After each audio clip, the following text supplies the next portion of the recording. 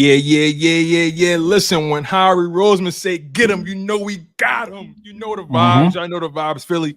This is, of course, the link up featuring the lovely Symone Stanley, the brolic Lord Brunson, yes, and sir. yours truly, your humble host, Tone DeShields II. Super grateful to be here with y'all, man. This couldn't have come at a better time. We already got over 100 people in the live stream just locked in. We know y'all been waiting patiently. We sorry we've been late. Y'all was supposed to get content on Wednesday, but life happens. But it's Freaky Friday, and we got so much to talk about with y'all. First and foremost, let me check in with my people. LB Symone, what's good? What y'all love to? How y'all feeling? Talk to me.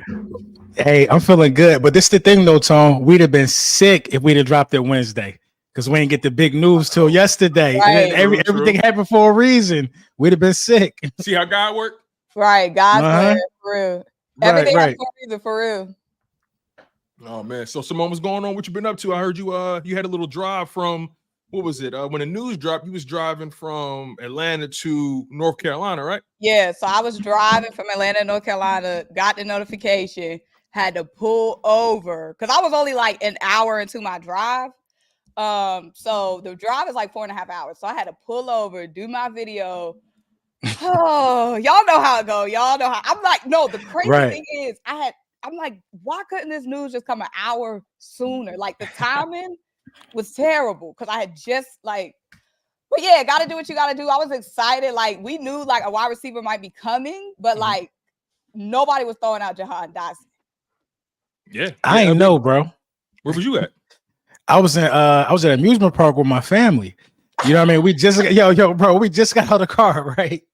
We just got out the car. You know, you can hear the roller coasters. The kids like, oh, let's get it. I'm like, babe, I just need a minute and a half.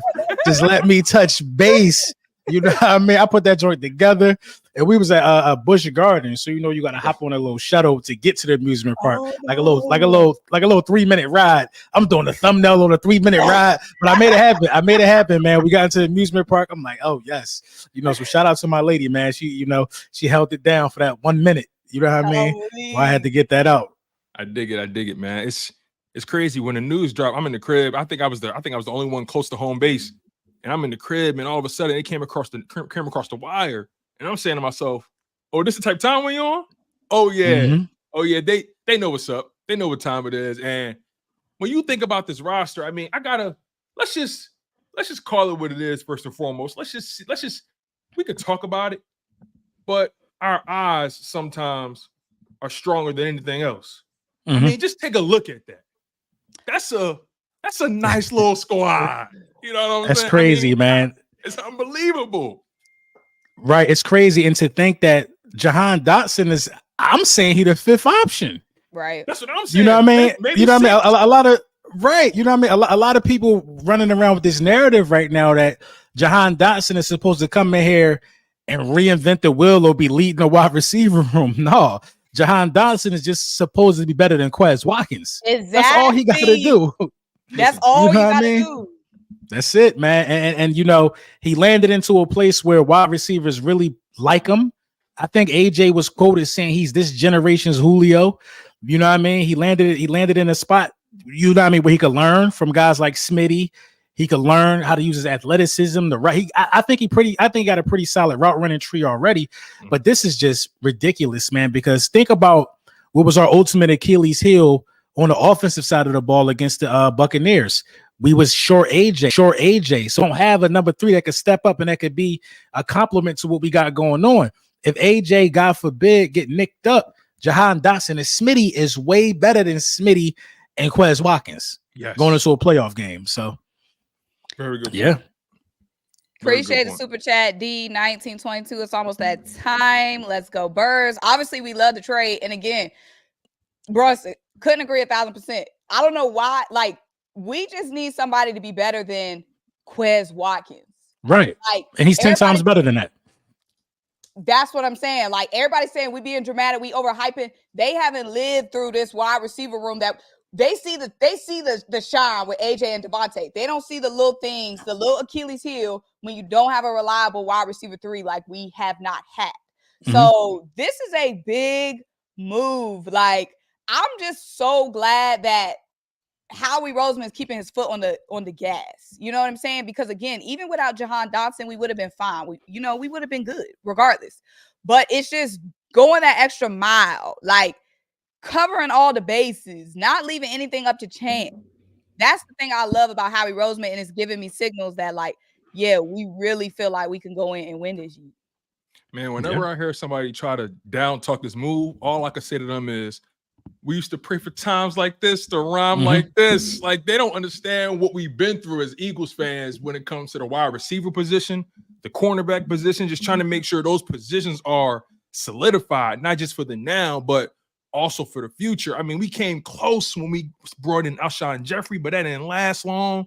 You know what I'm saying? And then we thought Nelson Aguilar could be the guy, but that never really panned out the way we wanted it to. He had his best season when we needed it most, thank God.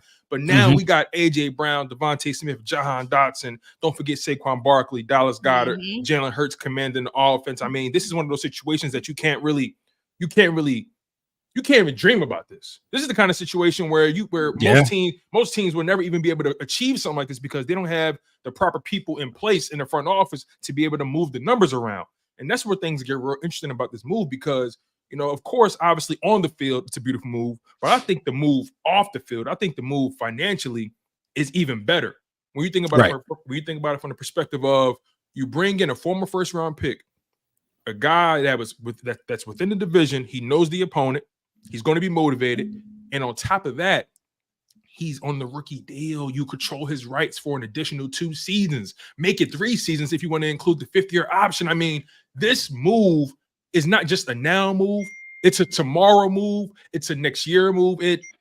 I can't really, it seems like Howie Roseman just continues to outdo himself. He continues to show why he is the best GM in the NFL. And then on top of that, I mean, look, Nick Sirianni, Kellen Moore, Jalen Hurts. Don't look. I don't need y'all going to Howie Roseman's office. Don't knock on his door not one time this season. I mean, you can't from to touch on that from a financial standpoint. The move is an A+. You know what I mean? What you gave up a 3rd round pick. We had 2 of those. You know what I mean? I think you got a 5th back. Now we got about 4 of those next season. So from a financial standpoint, it just makes sense. You get a guy that you can further develop. And you get that 3 years out of him if you choose to ride the 5th-year option. But more importantly, what I think a lot of people are not talking about is you also get a guy to where you could build his resume up and trade him. You could potentially flip him for a 2nd-round pick next year. At the end of next year, you could flip him for a 2nd-round pick or something like that. So a lot of people not really looking at this in a totality in terms of, you know, a team that has a GM like Howie Roseman. They sleeping. When you hear most of the knocks on Jahan Dotson, what are they talking about? He was a 2nd year. He was a 2nd option. No, he wasn't. You know what I mean? I had to just debunk that on Twitter. How was Jahan Dotson a 2nd option where Curtis Samuels is averaging 91.5 targets a year? The 2 years he was in Washington with Jahan Dotson, he averaged 91.5 targets. Jahan Dotson was somewhere around 70 something. And you know what Terry McLaurin brings to the table. But this is the thing. He had the 3rd least targets in that wide receiver room, but he had the most touchdowns. Make it make sense. 11 touchdowns in the last 2 seasons. The kid could play. So don't try to make it seem like he chopped liver. You want to know who else had 11 touchdowns the last 2 seasons? Brandon Cooks. You know what I mean? While Terry McLaurin only got 9, I believe. Come on, bro. The kid is good in the red zone. That's what we need out of our wide receiver 3, to get open in them pockets and score, put points on the board. So, you know, the major knocks that I'm hearing from this is just from haters within the division. They sick. Yeah, they not sleep, bro. They sick. And like everybody brought up all them old tweets where everybody was talking about Jahan Dotson. Now all of a sudden, Jahan Dotson AG. Like we all seen what Jahan Dotson could do in the NFC East. Like it's not sleep, it's hate. Hey Symone, if Dallas would have got him, they would have had a whole party. Exactly. He automatically wide receiver 2 over there. They don't even got their wide receiver 1, and they worried about our wide receiver 3. Talk the 3. They worried about our 5th option. Meanwhile, you know what I mean? Meanwhile, they man ain't even at practice yet. They got bigger fish to fry than me worrying about some Jahan Dotson. Jahan Dotson got film cooking everybody secondary, including the Eagles, if we being real. Yeah. Facts. You know what I mean? He done put the Eagles secondary in the blender. He done got off on Dallas. He done got off on the Giants. It is what it is. The kid could play, so don't try to downplay it because you know he's a Philadelphia Eagle. Now he don't gotta come in here and be the man at all. He never even had to be the man in Washington. But to act like at 24 years old, 500 receiving yards in your rookie year, then 500 receiving yards in your sophomore year is bad, while you already have a bona fide number one in Terry McLaurin, make it make sense. And he went through 2 QB changes. Carson Wentz. Three. Carson Wentz is 3? Heineke. Carson. Talk about it. Carson, Tyler Heineke, and then they had Sam Howell. Right. Had two different OCs. Right. Whoever it was before that, and then they had Eric Bieniemy. When Eric Bieniemy came there, he's supposed to be this offensive guru, right? Tell me why the Commanders, their offense was so off balance. They were like top 5, top 10 in pass attempts. They were last in the league in run attempts. Their offense was so off balance. You knew what was coming when they was throwing the ball. And then on top of that, everybody's numbers took a dip when Eric Bieniemy came in there. Scary Terry numbers went down. Curtis Samuel numbers went down. Dotson numbers went down. And people forget that rookie year, he was on fire until he got hurt. So this kid can play. Now, obviously, his situation coming into Washington this season wasn't really optimal because of the simple fact that I don't think the new regime favored him too much. What I've been hearing is that he kind of came in with the mentality that okay, why do I have to compete for my job? I was drafted in the first round. I've been your most productive receiver in the red zone. Why do I got to compete with Diami Brown, who hasn't even done nothing close to what I've done? Why do I got to compete with Luke McCaffrey, who has done nothing what I've done? Why I got to compete with Olamide Zaccheaus? But nonetheless, competition is competition. He's now in a situation with the Philadelphia Eagles where all that competition talk is nil. You want to know why? Because what makes the situation so beautiful is that there's a clear pecking order. There's not going to be there's not going to be no confusion on Sundays. We're not going to hear Jahan Dotson going to Jalen Hurts. Hey, where my touches? We're not going to hear Devontae Smith going to Jalen Hurts saying where my touches. We're never going to hear AJ Brown doing that because I personally feel AJ Brown has truly evolved as a leader. And you even hear it in the way Joseph Nagata talks about him, right? Joseph Nagata said, AJ's the one that really keep me in line. AJ the one that really motivate me and put that battery in my back because sometimes I get a little too emotional. And AJ the one to tell me to bring it back in and focus on the game, focus on my technique and the fundamentals, and focus on my job. The Philadelphia Eagles are in a beautiful situation. That wide receiver room is, let's just say the trio. I said this yesterday on my live stream. This wide receiver trio is the best in the NFL. And we can go through it. We can go through every team together today. We got time. We can go through every team and just go player by player and figure out what it is. Like, I'm tired of people coming. I heard somebody come in here and say, "Oh no, the Cincinnati Bengals." I'm like, you realize they ain't got Tyler Boyd no more, right? Right. Like, somebody they didn't know that. Somebody tried to say, "Oh," and I need these teams who don't got their players locked up. Don't be trying to have no debate about wide receivers when your wide receiver one ain't coming to practice. Cut the check. Bengals. I don't even want to hear you in the conversation. Jamar Chase is not at practice. CD is not at practice. So y'all don't need to be in this conversation about who got the best wide receiver. Don't forget T. Higgins. He won his money too. Oh yeah. A legit comparison for best wide receiver group. I would have to say the Texans might be there. The Texans might be there if you want to talk about it, but really, are they really there? Listen, I would say it's probably the Dolphins. It's only the Dolphins and the Eagles for real. If you want to, you could probably throw in Dolphins, Eagles, Texans, and Bears. This is but underrated. Bears got that Titans too. Titans. If you look at Titans trio, is D-Hop still D-hopping? I mean, he not. I'm only gonna say the Eagles and the Dolphins because they the only two with 4 wide receivers in the top 100. They're the only two that are respected by the pairs. They're the only two with 4 wide receivers in the top 100. So to say the Eagles don't have one of the best or the best wide receiver room in the league, which they do, in my opinion, is ludicrous when the pairs say otherwise. Now, Dotson wasn't top 100, but Smitty and AJR, then you bring in a guy who got 11 touchdowns the last 2 years being the third option. I think the Eagles got it. I think so too. I feel like the only respectable debate I would have when it comes to these who got the best wide receiver trio, the only debates I'll consider is the Dolphins, the Texans, and the Bears. But the Bears, when we talk about the core, we talking about the trio. We're not talking about duo, trio. Rome is a rookie, so I'm not gonna put them in the top trio. Roman did nothing. And the quarterback is a rookie. We haven't seen them cook together yet. Exactly. We haven't seen Rome yet. Like, he got the potential, but how are we gonna put them in the best trio when he ain't got no NFL film yet? And then take down 1 year. The Dolphins, right? Texans, Dolphins, and us, but I got us number 1. Easily, in my opinion, I'm taking AJ over Stephon Diggs. I'm taking again. And see, here's the thing, right? When you start getting into that top 5 wide receiver category, at that point, it's not even about talent no more. It's about preference. Pick your poison. Right. If it's a draft, okay, you pick the guy. I'll take who's left. You know what I'm saying? If AJ Brown and Tyreek Hill on the board, okay, all right. You take whoever you want first, and I'll take whoever's left. You get what I'm saying? So, like, when you start getting into that category, it's all about preference. But I'm still taking AJ Brown over Tyreek Hill because of his stylistically, the way he plays the game. I like AJ Brown's archetype more so than I like Tyreek Hill's. I like Devontae Smith's archetype more than I like Jalen Waddle's. And then Jahan Dotson, if you want to compare him to OBJ, we're talking about OBJ today, not OBJ when he was with the Giants. OBJ last year put up damn near the same numbers Jahan Dotson did. So, so if we're talking numbers, I mean, tell me something I don't know. Tell me something that's going to make the ground shake.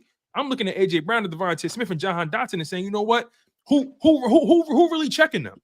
Like, the only thing that can logically give the Dolphins the edge is OBJ. Yeah, OBJ is still OBJ to a degree. Like OBJ is a better third option than Jahan Dotson. He's a better third option than Dotson. With that health? You know what I mean? Say that again. With the health? Health? I don't know. Healthy. What if he healthy this year? You know what I mean? Healthy OBJ is different. With my thing, I feel like we have to take, like, with anything we saying as healthy. Like, we just consider like OBJ as healthy, like everybody as healthy. But we got to get the Casper comment because Casper was like, y'all skipped over my chat. So no, we skipped it. I had it on the screen, but he had it on the screen. He said, LB, I can't see your super chat, but I've been trying. For a year? I've been missing the bag for a year. I gotta get that fixed, bro. I gotta get that fixed, Casper. I'm gonna get that. I'm gonna look into that today, bro. But yeah, Brody. Wide receiver 3 in and of itself, OBJ. OBJ probably, when we talk about Texans, when we talk about us, Dolphins, Bears, OBJ probably the best wide receiver 3. But when it comes to the core, I'm gonna take AJ and Smitty over Tyreek and Waddle. So I'm gonna still take our core over Miami. You know, y'all want to know what I've been having a hard time dealing with? I ain't gonna lie, man. I'm ready to start running down. I'm running down on folks this season, man. I'm having a hard time. No. I'm really running down now. I'm having a hard time dealing with. Huh? What'd you say, Tom?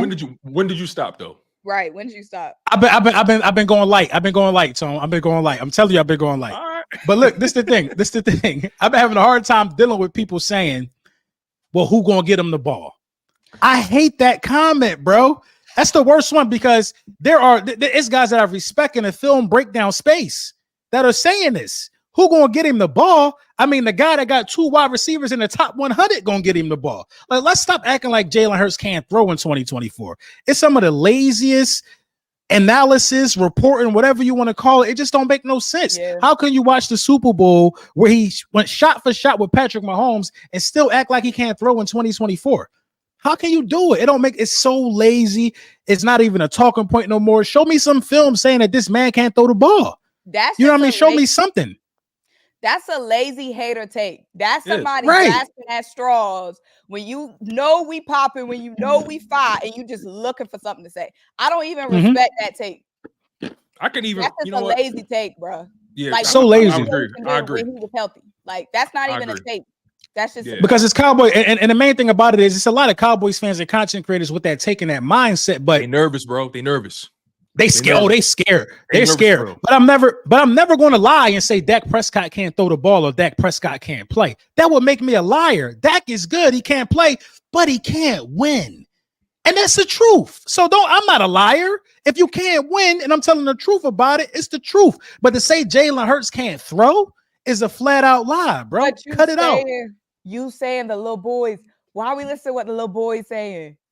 The little boy, that beef is everlasting. But what I'm gonna say is, like, if I'm having a serious conversation with somebody, yes, Dak is he's a solid dude. Like, he's solid. It's hard to find a solid quarterback. Like, finding a solid quarterback is extremely hard, and he's solid. But when I'm on here talking my shit, I'm gonna say who gonna give him the ball. So I'm not even mad at the little boy saying that because Till the day Dak is gone, I'm a disrespect. They could get Patrick Mahomes. If Patrick Mahomes playing for the little boys, I'm gonna have some digs. It just come with it. It's a fact. It's true. It's true. It's just what come. And again, that's a good thing though, because they don't have nothing else to say but that. Right. That just show you. And again, y'all don't have a quarterback. They nervous. Y'all don't have a quarterback. Y'all don't have a wide receiver one. Y'all got two guys asking for money. They ain't got no future. And we steady signing folks, doing TikToks, all that shit. And y'all don't even got their quarterback straight. It's August 24th. Right. Thomas Brown caught the Nas reference. Let's get into my guy Quentin Campbell, man. Thank you for the super chat, bro. He said the offense's identity Super Bowl season was RPO. With this offense, there should be only one or two brotherly shoves for touchdowns. I ain't gonna lie, bro, because what I've been seeing from preseason, y'all, is Kellen Moore has the keen ability to just be next level in the red zone. So I agree with that take. Yeah, definitely. You know, we done really gave our raw thoughts about this move up front. I want to provide some details about the trade. So obviously the Philadelphia Eagles traded for Jahan Dotson. I'm gonna give you guys some information here. Make sure you guys continue to smash that like button. We appreciate you guys for really donating to the channel, super chat, and we appreciate all of y'all for being locked in on the content. You guys are spectacular. We have over 650 people locked in on all our channels combined. This is a movie, y'all, and we really appreciate y'all for being here. Now, and again, make sure y'all smash that like button. Keep the energy up.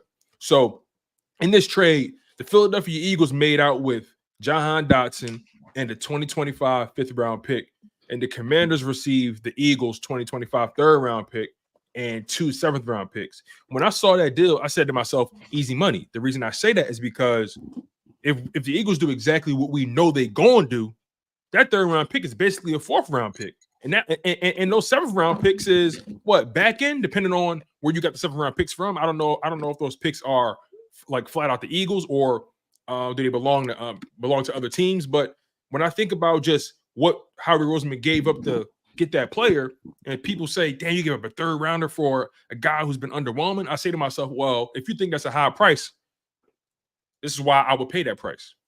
Mm-hmm. Not only are you bringing in a former first-round pick, you're taking him within division. Secondly, you're getting him with a favorable contract. So people got to understand that when you trade for players, there's more nuance to it than just, player for player or talent for talent, right? There's so many intricacies that go into it as far as the way the contract looks, where they're getting traded to, you know what I'm saying? Like relationships with GMs, like it gets so deep.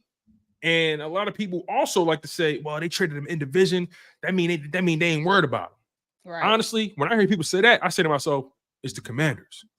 Like, we ain't talking about no regular franchise. Right. You're not going to try to convince me that the Commanders got ulterior motives. You're not going to try to convince me that the Commanders are just these riddlers behind the scenes. Like, I'm not buying that. I think it's the lesser of two evils, I think, Tone. I think it's the lesser of two evils because the Cowboys can afford a rookie contract. Of course. The Cowboys can afford a rookie contract, and the Cowboys would have gave up a third, especially what was going on with CeeDee Lamb.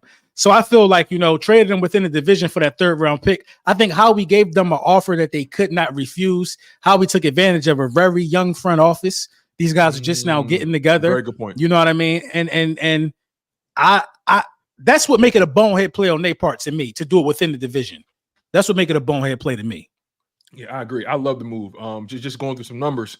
Last season, through 17 games, Dotson put up 49 catches on 83 targets, 518 receiving yards, averaged almost 11 yards a catch, and 4 touchdowns as the number 3 in Washington. And then the year before, he pretty much put up similar numbers. And I know earlier we talked about his ability to run the route tree. I do want to show you guys something very interesting, and I want to give this man credit. His name is Louis Diabasi from Locked On Eagles. He showed me a graphic about Jahan Dotson's ability to win in various route combinations and various route concepts, and I want y'all to just take a look at this. So, as you can see right here, this is Jahan Dotson's success by route in 2022. And we're going to get to your super chats, by the way, you guys. We got a whole show. We want to make sure we give you guys a cohesive product. So don't think we forgot about your super chats. We're going to address all of them. But yes, this is Jahan Dotson's success by route in 2022. Sheesh. I like it. So y'all look at that and y'all tell me what y'all feel. He can run a whole route tree. He can run a whole route tree. And that's just 2022. Now, 2023, a little worse, but I think the quarterback play, again, was mediocre and the play calling was inconsistent. Yeah. But still, he's winning more than he's losing in these routes. And this is a wide receiver 3 who got the route tree about 80% covered. Yep. So this is 2023. And another thing that we need to discuss, right? You see how we didn't just trade for your prototypical number 3 receiver.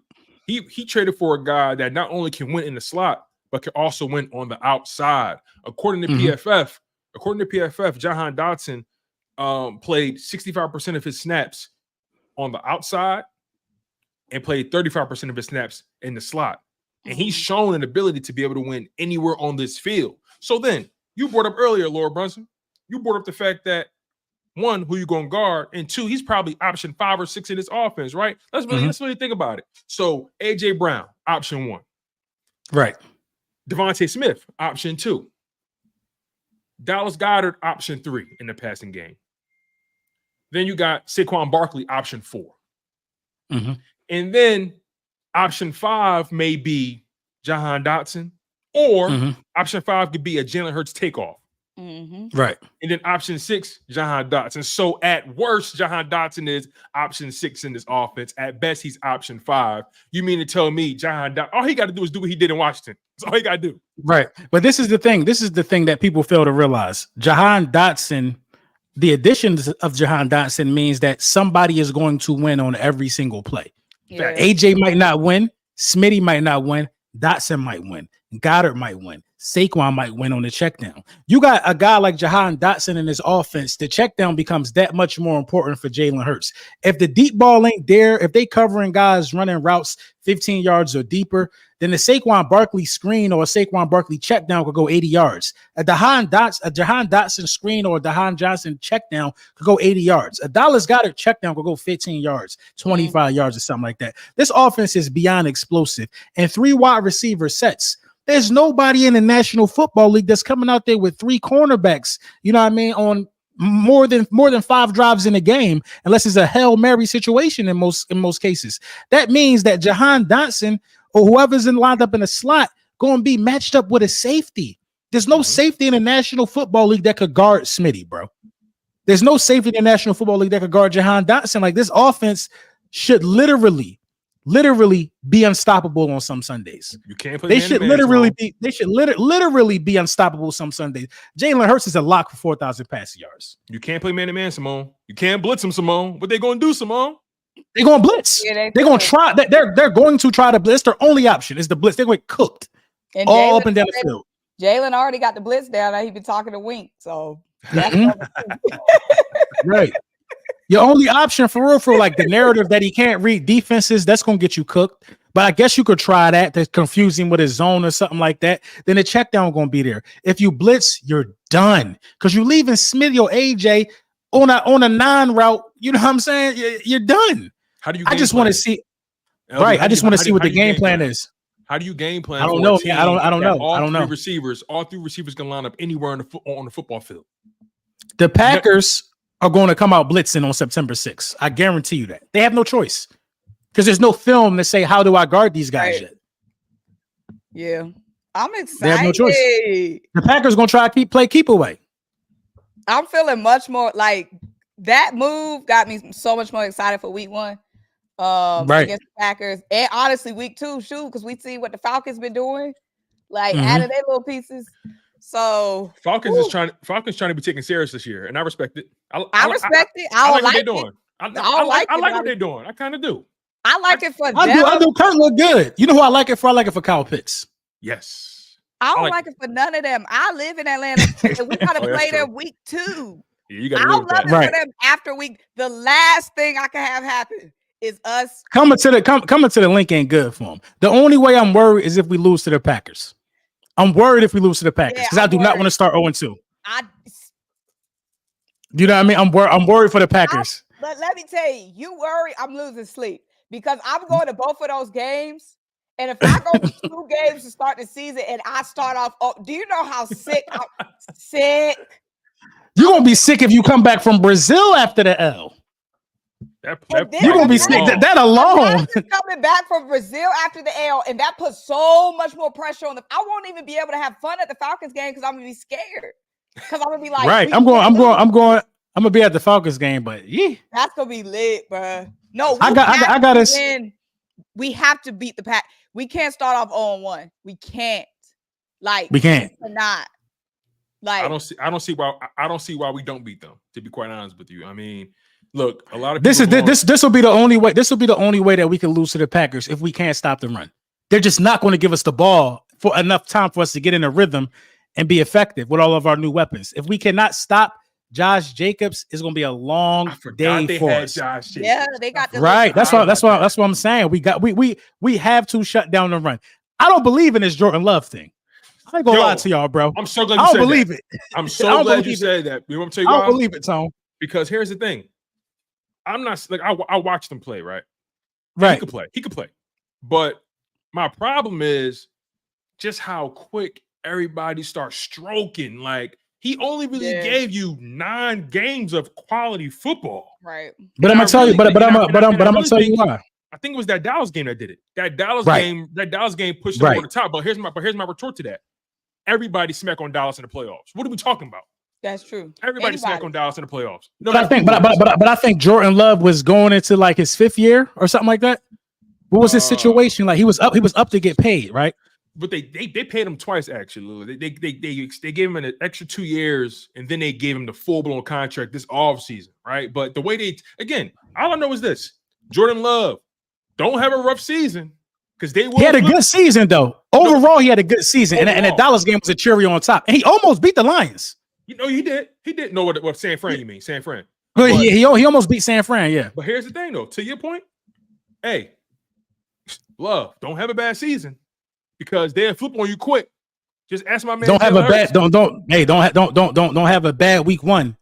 I'm telling you, don't have a bad week 1. But but as good as the Jahan Dotson move is, I am still slightly concerned. I'm not even gonna lie to y'all, yo. I'm slightly concerned about the defense, and I'm slightly concerned about the tight end 2 position. We did just cut CJ Uzomah. That means that this EJ Jenkins thing is getting a little steam. I do not have any faith in Grant Calcaterra staying healthy. You know what I mean? I feel like we should have drafted a tight end 2. You listen. The nuts and screws can use a little more tightening. That's all I'm saying for security purposes. You know what I mean? I hate to be that guy, but you know what I mean? It's a couple things that tighten up. First of all, they be mad when I say I'm scared for a game. First of all, I ain't playing. Y'all shouldn't care if I'm scared or not. As long as Jalen on them, I have to be confident. I ain't on the field. But anyway, we just talked about being scared. Now you bringing up some bullshit. Why? Because it's the truth. But can we not do fear back to back? So let me ask y'all, what's up with the tight end 2 position? I'm worried about it because Kellen Moore uses these guys. We lost CJ Uzomah. I thought he was a lock to make the roster. Grant Calcaterra, I think he got like 140-yard pass coming out of the second half in one game 3 years ago. That's the only thing I can remember him doing. Yeah, that was in the Washington game. That's the only thing I remember. That was the moment where I was like, "Oh, he could play." I was there. Matter of fact, that's why I remember it. That was a big catch too. Right. You know what I mean? We just let certain positions just go to the wayside. Like we've known for a little while now, we need better depth behind Dallas Goedert. Like, why do we just not address that? Like, so was tight end? Well, was wide receiver 3 a bigger concern than tight end 2 and edge rusher in your opinion? I love the Dotson move. I ain't gonna lie. I'll be honest with you. The draft, we were supposed to address the tight end. Like, I thought we was all on the same page that we needed to address that in the draft. I thought they was going to. I think we all had that same mindset. Yeah. After the draft, though, once we got Anais and Johnny, I feel like we thought in Paris. I feel like we thought we were going to be good at wide receiver 3, and then tight end would have been our only real concern on offense. But then once we got in them games and we started seeing who was it and who wasn't it, then they both became a concern. And I think Paris might get cut now. Might get cut. Paris is done. It's over for that. It's over for that. It's over for that. And we're gonna get into our 53 man prediction for sure. But hear me out on this, right? I'm gonna be honest with you. I'm not worried about tight end 2. I'm really not. Listen, hear me out. When I hear people talk about it, I say to myself, is that really what we worried about? Because look, think about last year, right? Tight end 2 definitely showed its ugly head when Dallas Goedert got hurt, right? And we were asking ourselves, damn, like who gonna really fill that void? And you saw how the offense didn't really function to the fullest of its potential without Dallas Goedert, right? Yeah. But don't you think that wouldn't have been as bad if Quez Watkins was actually a player? Wait, I'm sorry. I was reading a comment that I got. I don't know. What I'm trying. I don't know how I feel about that because what I'm trying to say is. Oh, so go ahead. This is the thing how I feel about that because when you take Dallas Goedert, who was behind him, Stoll, I think Jack Stoll, yeah. Jack Stoll is more of a blocker than a pass catcher. Jack Stoll is just an extension of the offensive line for real. Yeah, he could catch because he's a tight end, but his route tree ain't like Dallas Goedert. So if Dallas Goedert missing a game, you got a guy who can't even run the same plays for real. Jack Stoll's main objective is extra protection. So I don't think Quez Watkins would have helped because you're taking a whole route off the field. Now he would have helped if he would have been able to win his routes. I take that back. But that's my point. So my point is like because we noticed how the offense lost a little bit of his giddy up when Dallas Goedert left. AJ Brown and Smitty still did their thing, but you notice that Hurts was leaning strictly on AJ and Devontae only 2 options. Right now, you add in Jahan Dotson to this situation. AJ Brown, Smitty, Jahan Dotson, God forbid Dallas got to go down. But if you do, let's just say the backup tight end ends up being, and let's just say Greg Calcaterra hurt too, because I don't trust his body. God dang it, we just dropping everybody off. No, listen, I don't trust him. EJ Jenkins, I'm gonna be honest with you, I like him, and he showed flashes. And if you put him in a situation where you got AJ Brown, Devontae Smith, Jahan Dotson, Saquon Barkley, you mean EJ can't get open? Yeah, he could get open, but this the thing though. So if Dallas Goedert does go down, I will say this: now you have the luxury of being able to run a ground and pound offense. Get your best blocking tight end in his place and pound the ball with Saquon Barkley. Just don't throw the ball as much. You know what I mean? Pick your spots. You can run more play action. It's a lot you could do. No, but you're right though. Without Goedert, it makes your offense more predictable because your tight ends become utility guys at that point. If you see, and then we refuse to run the ball. Mm-hmm. You know what I mean? When Goddard was out, we didn't run the ball. Shout out to y'all, man. 530 people in the building. I'm looking on my channel from my phone. I don't know how many total, but y'all definitely be showing up for us, man. Shout out to y'all. 800 people total. That's what we do, though. That's what we do. Shout out to everybody. Yeah. I gotta address some bullshit I seen. Because a little boy doesn't. Some super chats packing up on us. Somebody said we're gonna get all of them. Trust me, we got y'all. Somebody said it wasn't a super chat. It was a hater that jumped in, probably from Lord Brunson Twitter account. Zacchaeus definitely was. He said Zacchaeus beat out Dotson. Y'all got worse than last year at wide receiver 3. First and foremost, we didn't use Zacchaeus. Zacchaeus is a fire wide receiver 3 that we did not use. I like him actually. Right. I like him too. I like him. We got Zacchaeus. Like the Falcons with Zacchaeus, like Zacchaeus is a very good wide receiver 3. That's why we got him. That's how we got him. But with that Brian Johnson, with that Nick Sirianni, with that prioritizing Quez Watkins, we straight up did Olamide Zacchaeus dirty. We didn't maximize Olamide Zacchaeus. Like, so we didn't maximize Zach Pascal. So exactly. So he said Zacchaeus beating out Dotson is a bad sign. No, Zacchaeus is a good wide receiver 3. Like Zacchaeus beating out Dotson, if that is the case, doesn't raise any alarm. Zacchaeus is good. We didn't use him good. So please do not make your assumptions of Olamide Zacchaeus based off of the way we used him. And I guarantee you Dotson have a better year. Hey, listen though, real quick though. Now all of a sudden they know who Olamide is. Now all of a sudden, Olamide, that guy. You Olamide, don't do him. Olamide is that's what I'm saying. Olamide, I was lit. I was just as lit when we signed Olamide Zacchaeus as I was when we signed Dotson, because again, I live in Atlanta. I've seen Olamide every week in Atlanta. We were using Quez. Once Quez got back, why were we? There was 2 touchdown catches where Olamide made great grabs for us. Important ones. Important grabs. Like Olamide was him as a wide receiver 3. Okay. Quez ain't catching either one of them passes. Quez was not catching none of those. Because he ain't got this. Quez ain't catching either one of them. Yeah. What Kobe do? He ain't got this. He ain't got it. And I was pissed when I was sick because Olamide is a Philly guy too. Like, I get it. Of course, why would you want to come back after Brian Johnson and Nick and all that boo? But I'm like, dang, we lost Olamide. We lost a good one. Like, don't sleep on Olamide. Kellen Moore would have used him to a T. Exactly. Kellen Moore would have used him to a T. Whoever the Falcons OC was using him to a T. Like, right. So don't play Infamous. I know. 2K. I went to the same. Oh, my man, Infamous. Oh no, listen. Oh, now you friends with Oz. Oh, no, now no, you. I know Infamous. Watch this. I know Infamous. You gotta watch him. You know why? Infamous is you can't trust Infamous. I'm gonna tell you why. Infamous, when I first started making content, and Infamous know I got love for him because he been supporting me from the beginning. Infamous was an Eagles fan when I met him. What? But then I can't. But what you mean was? No, follow me here. He was an Eagles fan when I met him, right? But then when things went south for Carson, I couldn't find him at first. And then all of a sudden, I started seeing him talking about let's go Colts. I'm like, hold on, wait, time's out. So hold on, wait. You was a Carson Wentz fan, not an Eagles fan? And then I'm like, okay, Carson actually did have a solid Colts season, but they moved on from him prematurely. Nonetheless, this man became a Colts fan. So who is he a fan of now? Then when Carson went to Washington, I saw this dude talking about Commanders. So I'm like, hold on, wait, time's out. So he just a Wentz fan. I can't trust you.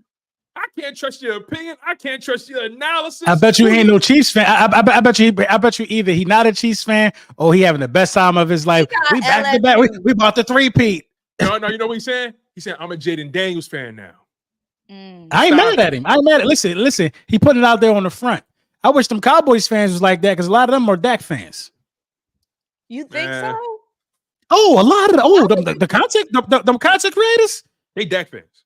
They Dak fans. I'm not even trying to be. But the fan base don't like Dak though. For real. I'm telling you the truth. This is how you know if you still are living and dying behind that franchise, knowing they ain't done nothing in 30 years, and you saying Dak deserve his money. If you saying Dak deserve his money and Jerry Jones should pay his money, you're a Dak fan. That's the key sign right there. Because Jerry Jones should not play no employee who can't get it done. That don't make sense. Somebody will though. Somebody else should. I don't think it's a Dak issue though, Symone. I really don't. I think no. Hear me out though. The Cowboys have been dealing with their playoff issues before Dak got there.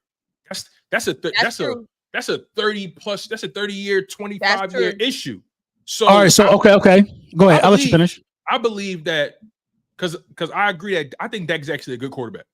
If you put Dak, perfect example. You put Dak in Atlanta, you put Kirk Cousins in Dallas. I think same result. Same result. They the same guy. The same result. They are the same guy. Same result. But I think I think that pressure will be less in Atlanta than it is with Dallas. I think Dak will actually have some peace of mind. It's not pressure, man. Throwing them picks in the playoffs is just being buns. And this is the thing. We talk when you talk about the drought. I'm trying to throw Dak Bell. Y'all see me trying to throw Dak Bell? I'm trying. We talk about how long the drought was. Tony Romo ain't never have 9 All-Pros. True. On the offensive side of the ball and the defensive side of the ball. Tony Romo ain't never played with 2,000-yard receivers, 1,000-yard rusher, a 10-sack guy, a 10-interception guy. Tony Romo ain't never had that type of supporting cast. They gave Tony Romo TO for a year and a half and said, work it out. Dak Prescott has had some stacked rosters in the era to where you can't even touch the wide receiver. You know what I mean? He has some stacked rosters. So, you know what I mean? I think it's been way more favorable for Dak than it was for Tony Romo if we're keeping it a bean. Now, I'm not going to sit here and say all they playoff woes is just on Dak. 2 things are true. Do they have bigger issues in the playoffs than just Dak? Yes. But is Dak mid in the playoffs? Yes. 2 things are true. I don't think Dak is mid because of what pressure? There's absolutely no pressure to play in Dallas. Hey man, if you throwing 2 interceptions in a playoff game, I can't blame that on nobody else. The Packers lost, y'all. Not to go too far into this, the Packers' loss was on Dak Prescott. He threw them out the game. He threw the 2 picks in the first half. Yep. It was over. What you want the defense to do? Get them interceptions right back? It don't work like that. You know who ain't never did that? Hurts. He ain't never do that. He ain't never do that. A game where he threw two interceptions in the playoff game. Never did that. And the biggest caveat to this is the peers understand that, though. You know what I mean? The peers understand that, which is why Jalen Hurts is the highest ranked quarterback in the NFC. And Dak is 1 spot behind them. although he had an all-pro season, nobody is talking. Look, that's why I didn't want to do it. This is why I want to do it. They texting me right now. Cowboys content. They watching. He said, "You talking dad? You talking Dak mid show? I love it. Hurts fumbled that Super Bowl away. I ain't. It's Rome. CFT. My evil twin. That's my man. Right. My man. My evil twin. You know what I mean? No, man. You listen. We keeping it a bean, Rome. You know what I mean? Twin. Yo, that's funny as hell, yo. Bro, you know what I mean? We keeping it a bean. The last thing I'm gonna say on the little boys is, Tone, you dead wrong for giving him that pass. That is not a real pass. There is no pressure to perform. They let Tony sit up there, not win nothing, and kept paying him, kept toting that same little team out with them same expectations. There is no pressure. What do they change? They don't change nothing. Listen. You see what pressure? You see what I pulled. You see what I pulled out of y'all, right? You see what I created, right? Some bullshit. You see what I created, right? I got Laura Brunson, got Rome texting him now. Like, you see what's going on? Like, you see what I did? It's called content creation. You feel what I'm saying? Like, I think I'm not gonna lie. I don't think Dak feel the pressure though. What pressure? I don't think you feel it. What is the consequences for them not for the drought that they have been in? What's been the consequences? There's been no consequences because they have still had great TV ratings. They still on every Thanksgiving. Their ex-players still right. Their ex-players still get great broadcasting jobs after it's over. There really is no consequences. Dak is about to leave the Dallas. Dak is on the highest paid proven deal I ever seen in my life. Dak is about to leave the Dallas Cowboys organization and go somewhere and make like $60 million a year to a team who feel right to it. They gotta give it to him. If you feel like you're a quarterback away, you gotta pay Dak Prescott that bread. You gotta pay Dak Prescott that bread. I don't know what's up with that front office, to be honest. You know what I mean? I have no idea, man. They have completely missed the window of sheer dominance, bro. If you ask me, they missed the window of sheer dominance. They have. But hey, man. And on top of that, they haven't really done a good job in really filling out this roster. And a lot of teams are going to have to make a lot of tough decisions, come cut down day. And I want to really. Rome just texted me. He said Dak is not leaving. Y'all praying he leave, bro. We praying to stay. Listen, Rome. I want him to stay there. Rome. I'm Dak's biggest fan. If Dak leave, fan club. If Dak leave, Rome, my lunchtime with the bullies might not be that lit. It might go down a little bit. I need Dak to leave. If Dak leaves, y'all got hope. Leave. Who gonna make fun of in the whip? That's what I'm saying. But let me ask you this, right? Again, the Cowboys they haven't really done a good job in really building this roster. You can't really take them serious right now. But when you look at the Philadelphia Eagles and what they've done throughout the offseason, and now they're forced to make some tough decisions. The last preseason game is tomorrow, and they're gonna have to cut down that roster from 90 to 53 or whatever it may be. So I kind of want to go through a little bit of a 53-man roster prediction with y'all. Right. And I'm curious about how y'all want to approach it. Now, I could go through mine, and then y'all could voice if y'all will replace a player, add a player, and we can go position by position. Let's do that. Let's do that. If you got something to put on the screen, let's do that. Let's do it that way. I got you. Say less, my brother. Say less. It don't take much from me. Listen, y'all are tuned into the link up. Make sure y'all smash that like button. Make sure you guys stay engaged with the content. You guys know for a fact when we do it big, and the vibes is always, quite frankly, electric. We appreciate y'all. I'm here with Symone Stanley, Laura Brunson, yours truly, Tone DeShields II from Chalk It Up Sports. Y'all know the vibes. Y'all know how we do it here. Now, let's get to this 53-man roster prediction, because this one was a little tough, because I did an early one, and then I did a second one, and this is my third and final one. So this is what I'm rolling with. So I feel like offense is a little easier. Defense is where it gets more difficult. So quarterback, obviously, I got Jalen Hurts, Tanner McKee, Kenny Pickett. I think the Eagles will come to their senses and make Tanner McKee quarterback number 2. I hope they do. But nonetheless, I got Jalen Hurts, Tanner McKee, and Kenny Pickett. At running back, I got Saquon Barkley, Kenny Gainwell, Will Shipley. I think they keep 4 running backs. I think they go with Terry and Davis Price over Lou Nichols and Kendall Milton. I don't know why Madden got Davis Price as a tight end. Madden got Davis Price as a tight end? Yeah, I seen him like in some tight end sets when I was playing earlier. I'm like, who the hell is Davis Price? He fast as hell. I was like, oh, that's the running back ball. That's why he fast like that. I mean, it is Madden. You know what I mean? Right. But yeah, so again, just stop me where y'all see a discrepancy for y'all. So Saquon Barkley, Kenny Gainwell, Will Shipley, Tyrion Davis Price. The reason I got them keeping 4 running backs is because they did that last year with Swift, Gainwell, Boston Scott, and Rashad Penny. So then wide receiver, I got AJ Brown, Devontae Smith, Jahan Dotson, Britton Covey, Johnny Wilson, Anaya Smith. The reason I got Anaya Smith there is because they drafted him. And I think John Ross and Paris Campbell ultimately, A, haven't shown them enough, and 2, they're not really tied to them. They ain't really got nothing invested in them. They can let them go. Paris Campbell and John Ross was fighting for the Jahan Dotson role. And Jahan Dotson. I think Anaya Smith goes to the practice squad, and I think Ross make the roster. You think John Ross over Paris? Interesting. I think John Ross might make the roster, yo. John Ross been solid. If John Ross would have got more reps with Tanner McKee, bro, John Ross he'd probably have Covey's spot. Yeah, if I was them, I'd be pissed that they had to play with Pickett because Pickett was not a good represent. See, and I tweeted about this. Like Kenny Pickett playing, it just didn't give you a good representation of what we have in terms of depth at wide receiver. Because Kenny Pickett is mid. He held on to the ball too long. He threw some horrible balls. I mean, luckily for God's sake, Johnny Wilson had a good game 1 in the preseason. You know what I mean? So we know something was there. But I got mixed emotions with the wide receiver room after Britton Covey because I feel like Johnny Wilson best chance to have impact is being tight end too. But I know he don't want to do that. I feel like you kind of got to get in where you fit in, man. Johnny Wilson, what he need to do to make the roster. Right. You know what I'm saying? Like think of it as you could probably be like Kyle Pitts. Who knows? But Johnny Wilson, I think he don't like. Since when did having to play a different position mean you not good? That's like guys have this knock on wide receivers going to tight end or wide receivers being in the slot or cornerbacks playing the slot.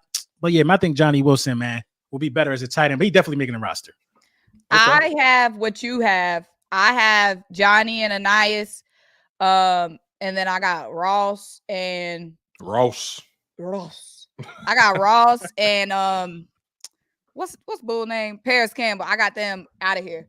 And Michael was in the chat for about the past hour asking us what we thought about Paris. This is what we think, Michael. I know it's an hour later. I don't know if he's still on. Unemployment line. That's what we think. I know Paris like damn. I would definitely. I ain't gonna lie, bro. I would practice squad the hell out of Nye Smith, and I would keep Paris Campbell on his roster. I would too, because that makes your wide receiver room technically stronger. In my opinion, it do. Paris Campbell got a lot left in it. Paris Campbell is still good. Yeah, I just don't know where his health is. Now I thought, to your point though, I actually had this feeling when I was making this. I was like, Anaya Smith ain't really show you a damn thing. So is there a chance they may practice squad him and then bring? If they do, what's the wide receiver? Who's the wide receiver that I would take? I would take Paris because I feel like Paris has had a better training camp than John Ross, even though he did get hurt on the back end. So maybe that is the situation. You never know. The Eagles are slick with it. They might put Anaya Smith on IR. You never know. 2 years later, we go get hit with a little NFL Rico talking about some violation 2 years ago. Yo, what's this on the IR? Now people talking about the NFL Rico. Ever since that Jahan Dotson trade, everybody talking about the NFL Rico. Yeah, that's what Wale tweeted that. Don't let Wale gas y'all up, all right? Don't let Wale gas y'all. We legal over here. You know what I mean? Ain't no money laundering. You know, ain't no player laundering. Rather, you feel me? So, all right, Anaya Smith, you got him going to the practice squad. You got Paris Campbell taking that spot. Yeah. Okay. Fair enough. I think that's reasonable. Tight end. Dallas Goedert, Greg Cacatera, EJ Jenkins. I think they want to go with 3 this year. Yeah, agree with that. I like it. But like who can EJ Jenkins block? I gotta look at some EJ Jenkins film because that makes a difference in his tight end room. He a big dude. Just throw your body in front of him, man. But as opposed to who? Because who else even been showing anything besides EJ? That's what I'm saying. The biggest disappointment. Option? The biggest disappointment in that room was CJ Uzomah. I thought he would give you way more than what he did. He's old though. Yeah, I wasn't disappointed because he 34? Yeah, he old. Yeah. I don't know. It's a good question. I don't know. He's old, but I know he in his 30s. But I thought at the very least he would give you some sort of veteran reliability in terms of just being able to block. Like what was the guy we always kept around? Rodgers. Yeah, I thought he would give you something like that. That's what I was thinking about. What's the boy name? For some reason, I wasn't expecting nothing from CJ. Fair enough. I don't think he did anything the year before we got him. No, he didn't. He didn't do anything. Going to the offensive line. Jordan Mailata, Landon Dickerson, Cam Jurgens, Mekhi Becton, Lane Johnson. Now, this is where it gets interesting because I think they are going to keep 10 offensive linemen. I think they're going to do everything in their power to keep their guys because they know people poach the Eagles when it comes to the offensive linemen in the practice squad. I think they go with Tyler Steen. His versatility between right guard and right tackle. I think they go with Trevor Keegan. He's had a very good training camp, very good summer at left guard. They definitely keep Fred Johnson. He's been Jordan Mailata. They love him. They love him. He's been a backup for Mailata for the past 2 seasons, and he's okay. Darian Kennard. I think Darian Kennard made a case for himself. I like him. I like him at right tackle. I agree. And then Dylan McMahon, the rookie. Now, I would have chose Brett Toth, but Brett Toth has not had a good summer. He did not have a good training. He did not have a good preseason game. He did not look good at all. Yeah, so, McMahon be out here playing all the snaps in preseason. So that's my man for NC State. I like him. So I think the Eagles keep 2 rookies as backups, Trevor Keegan and Dylan McMahon. So that's my offensive lineman. So you think Tooth goes to the practice squad? Yeah, I think he does. Yeah, Brett Toth is just too inconsistent, and Dylan McMahon he really impressed me these past couple preseason games, and I'm pretty sure he's gonna play tonight or play tomorrow night. So anybody y'all swap out? Anybody y'all unsure about? No, I like that actually. No, somebody said what happened to Hennessy. You don't see him on the roster. You know what happened. If you don't see him on the roster, then he was a center too, right, Matt Hennessy? Yeah, he was a tweener. He would play guard and center. But I didn't really like what I saw in that Patriots game. And the thing, it's really not a lot from. It's not a lot. It's not no room for him really for a tweener because Landon Dickerson is a tweener. If it came down to it, you know what I mean. Facts. And again, like you do got versatility with these guys. Again, Tyler Steen is the guy that can play right guard and right tackle. Knowing Stoutland. He got Trevor Keegan ready to play left guard or right guard if it ever came down to it. Darian Kennard is definitely a right tackle, but he's a former, guard, if I'm not mistaken. Dylan McMahon, again, I like him. And then Mekhi Becton, right guard, right tackle. They do got versatility on that right side. So, I do like this group for the offensive linemen. So, right now, we have 26 players. Now, moving on to the defense. Now, I broke down the defense a little bit more, because I really had to figure out who I was like. It got a little tricky, but DT tricky because edge outside linebacker tricky too. Outside linebacker, that's a weird combination of just players. So you got to really break that down a little bit more. So D tackle, I think they're keeping 6 guys. I think they're going Jalen Carter, Jordan Davis, Milton Williams, Moro Ojomo, Thomas Booker, Marlon Tuipulotu. Now, before somebody argue about Marlon T is the only true nose tackle outside of Jordan Davis on his roster. I think that's his value right there. I think Marlon T, a dog.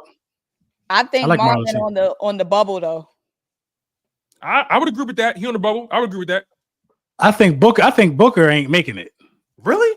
But Booker had he had a nice game against the Patriots. He had I believe it was on the Patriots final drive or one of their final drives. I remember. Had the sack. Yeah. And then right after that play, blew up the interior, and then I believe caused the fumble. Not the fumble, but he allowed the other edge guy, the other DT, to come around and get the Terrell Lewis.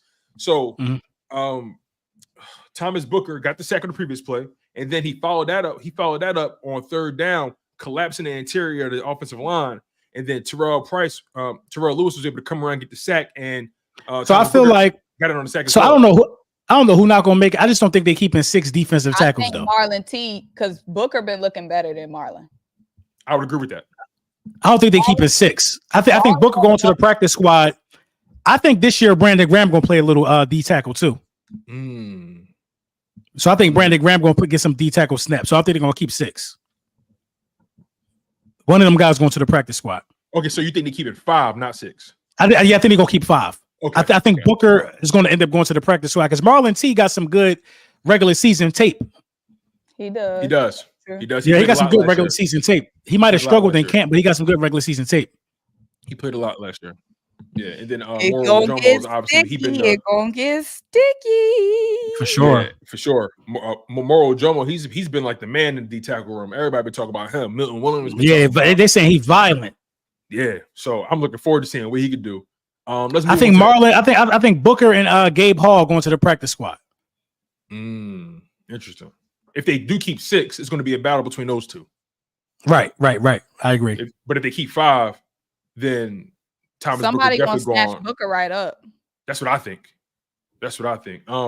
Moving on to the edge and the outside and the off-ball linebacker, right? So I got Josh Sweat, Bryce Huff, Brandon Graham, Nolan Smith, Jalix Hunt, Patrick Johnson. I think the Eagles really like Patrick Johnson.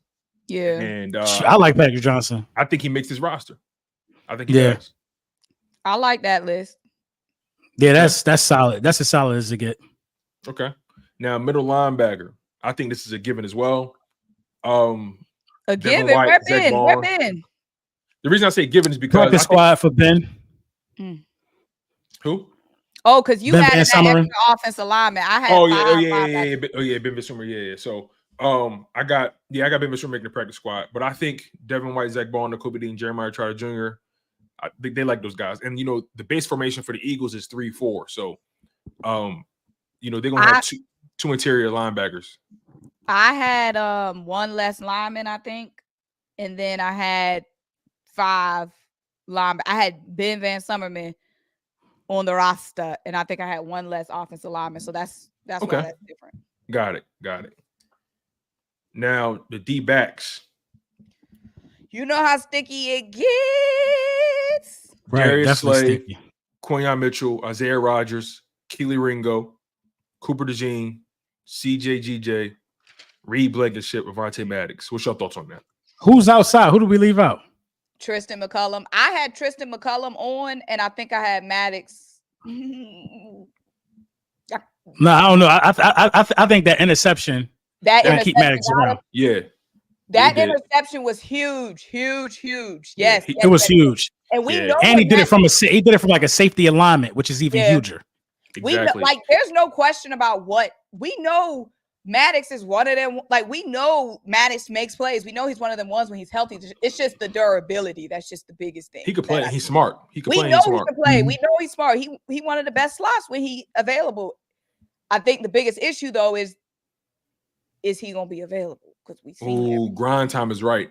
I forgot about Eli. I forgot about Eli Ricks. We can't keep that. Where's Eli? Whose spot is practice squad? Practice squad for Eli Ricks. Kadeem Stearns going to the practice squad. Yeah, I would like to keep Ricks. We all would like to keep Ricks. Who we gonna kick out? Here's the thing, right? To your point, Symone, like you said earlier, like you had 9 offensive linemen. I had 10. So people got to understand when you add and take away from these different position groups, it makes it harder to fill out the roster in other places, right? So again, like I started on offense, and if I probably started on the defensive side, I probably would have got Eli Ricks on that roster. But I started from the offensive side, and again, it's not easy and it's difficult because you could really come up with many reasons why to keep a lot of players on this roster, right? Oh, hold on, somebody else made a good point. Sidney Brown not on here. Pupless, he's cool. Pup list. Sidney Brown on the don't count towards the roster. He on the pup list. So what's gonna happen? So what's gonna happen when it's time to elevate him? Who you gonna move off? I think what's gonna happen is they're gonna look at one of them running backs. I think they're gonna look at either one of them running backs or look at one of them D tackles. They're gonna look at one of them running backs if they keep 6, or they're gonna look at one of the it's either gonna be one of the could it be one of the offensive linemen? Yeah. So he not so you don't think he coming back to week 4, Sidney Brown? So the pup list keeps you off the grass for 4 weeks straight. So that's automatic. Right. And then we got the week 5 bye week. So we're not gonna see Sidney Brown until week 6 if he even touches grass. That's when he'll be activated. But I think he does get elevated to the roster. And to your point, that's a good question. I don't know who to take off this roster. But that's one of them situations where we'll know by week 5. Somebody's gonna be underperforming it could be any one of these positions where somebody could be underperforming and Sidney gonna take that spot. Or I hate to say it, the decision could be easy. Somebody might end up getting hurt. Yeah, one of those know what I two mean? things. Yeah. That's a But very good point. I do think, since we talking about Eli Ricks and where's Eli Ricks, I do think we probably starting out the season are going to keep that 10th offensive lineman because we've had so many injuries on the offensive line during camp and all that. It makes sense to keep the extra. We have a plethora of DBs that's good. We got too many good DBs in a good way. So I think that we're going to go that one less DB or that one less defensive position and add that extra offensive lineman. And But another Right, thing, and also another thing that's keeping Avonte Maddox safe is the Sidney Brown situation, and to add to it, he's making plays. So, yeah, and another thing is another reason why I only kept I kept 9 DBs. Some of these guys are multiple, right? Like Avonte Maddox, multiple, could play the slot, could also play safety if you need him to. Cooper DeJean can play the slot, can play outside. I think Cooper can also play a little safety if you really came down to it. And then CJ he's a safety, but we know he's a former nickel, so CJ can give you nickel play and safety play. Quinyon Mitchell, multiple, can give you outside corner play and slot play. So we got about 4. We got about 4 DBs that I think is going to makes the roster. That's multiple. Avonte Maddox, CJ Cooper DeJean, Quinyon Mitchell. That's not a bad room. In my opinion, I think that room is quality and not quantity. I think so too. I'm laughing because my mom was just in the background and she talking about something y'all said that last year. She's such a hater, bro. No. Listen, man, my girl was a hater, man. My girl bought all my Eagles gear for real. You know what I mean? She was on Fanatics. Oh, that look nice, cool. Appreciate it. You know, I get to throw my shit on. You know what I'm saying? Right. Bro, she be like, I ain't buying no more stuff because y'all started hot last year. Then y'all was just bad. You had to make them videos. I'm like, hey man, she said you had to make them videos. Right, man. Just get the gear, man. Oh my God. See, my wife, she was in the trenches with me, man, last year when that stuff went down, man. She saw me sweat. And then it got to a point where I just stopped getting emotional. That's what I knew. But that's what I knew was bad. I stopped reacting. You just like, well, we trash. These coaches got to go. Is she an Eagles fan, Tom? She or whatever fan I am. That's what she rolling with. See, it's hard for me because my boyfriend a Falcons fan. So since we've been dating, I've been the riches. You know what I'm saying? I've known nothing but riches. He knows nothing but poverty. Like on Sunday, I'm trying to be modest, not trying to pop my stuff because we winning, they losing.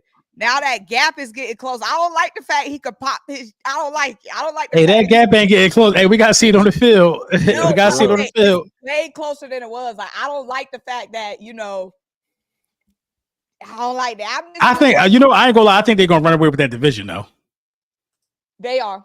They are. Yeah, they're gonna run away with that. But what cannot happen is us losing to the Falcons week 2. Absolutely. Not. I don't think it's gonna happen. I think it's gonna be. Wait, is that a home game or an away game?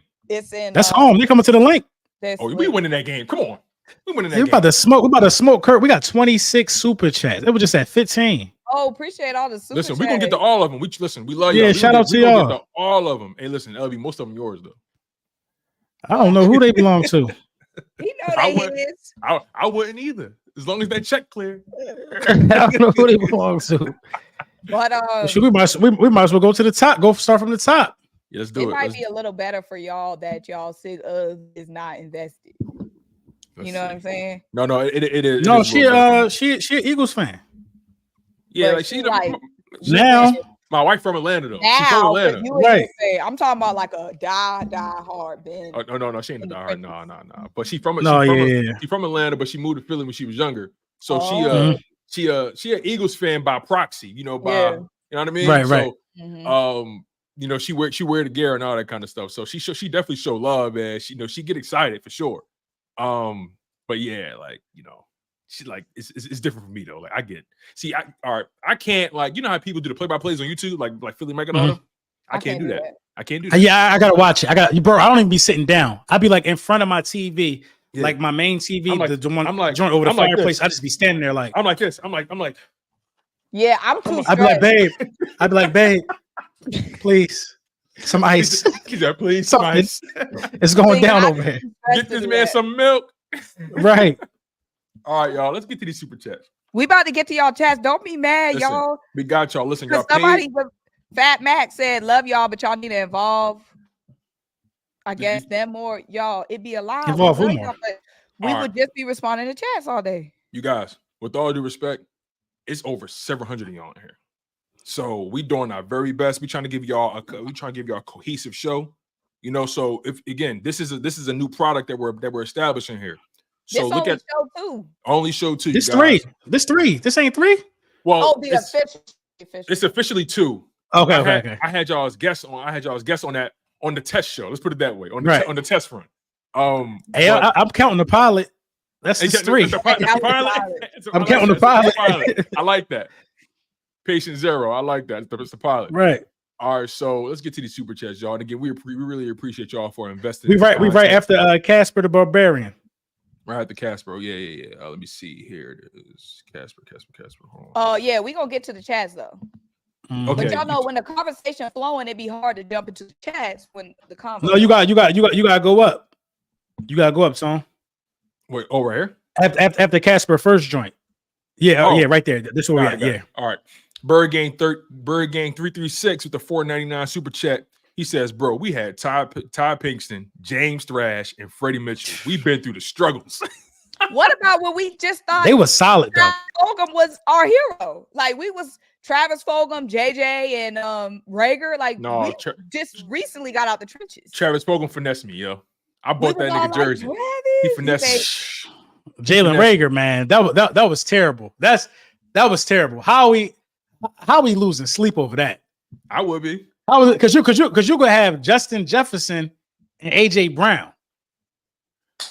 But then you but listen, I'm cool with Smitty and AJ, regardless. It worked out how it worked out. Exactly. I'm cool regardless. Hey, listen, man. Sometimes when you crack the egg, you get a little shells in there. You know what I mean? So you can't got you the good with the bad. He learned from that. He definitely learned. He learned his ass off. Didn't that man became a scholar? He learned for sure. All right, let's go to my man Mike Jenk with the $1.99 super chat. He says, "Who would you keep, Anais or Paris?" No way, both stay. No way, both stay. So I think we kind of addressed this, right, LB? Yeah. I would definitely. Anais got to go to the practice squad. He got to develop, man. We got too much depth at wide receiver now with the addition of Dotson to even keep him around, holding up a spot. I dig that. I ain't saying cut him, just let him keep developing. Yeah, it's just the Eagles. They're so funny about their draft picks, right? When they draft you, they really want to keep you on the roster. I hate that for us too. Yeah, I do too. I want the best people playing. I don't care if I draft you in the 7th, if you undrafted, if you playing well, you playing well. Get them out there. But on my prediction, I got him making the roster. But like to LB's point, if they end up moving him to the practice squad for Paris Campbell, then I would roll with that. I guess I just get a little wary about, do you think he would survive the practice squad? Somebody wouldn't poach him, or do you think he's been that lackluster? Yeah, I was about to say that's what I was about to ask you. Do you think he's been that lackluster to the point where nobody's going to really take a chance? Oh yeah, because you got to clear waivers, right? When you going to you got to clear waivers first, and then you fill out your practice squad. So that's what. They ain't gonna even jinx it. They ain't gonna jinx it then, right? Because he's getting poached. They ain't gonna jinx it. It's more likely Paris Campbell and John Ross make it do waivers, right? Than him. You know what I'm saying? So, but this the thing though. I think John Ross will find a home too, though. Yeah, John. Regardless, I think John Ross will find a home. I think Paris Campbell is the most likely to clear the waivers. Dollar's gonna be looking to see where crumbs fall through our practice squad. We so deep. They're gonna be looking. They're gonna be out there like the bed. Can we get a little crumb? Right. They're gonna be out there with their cup.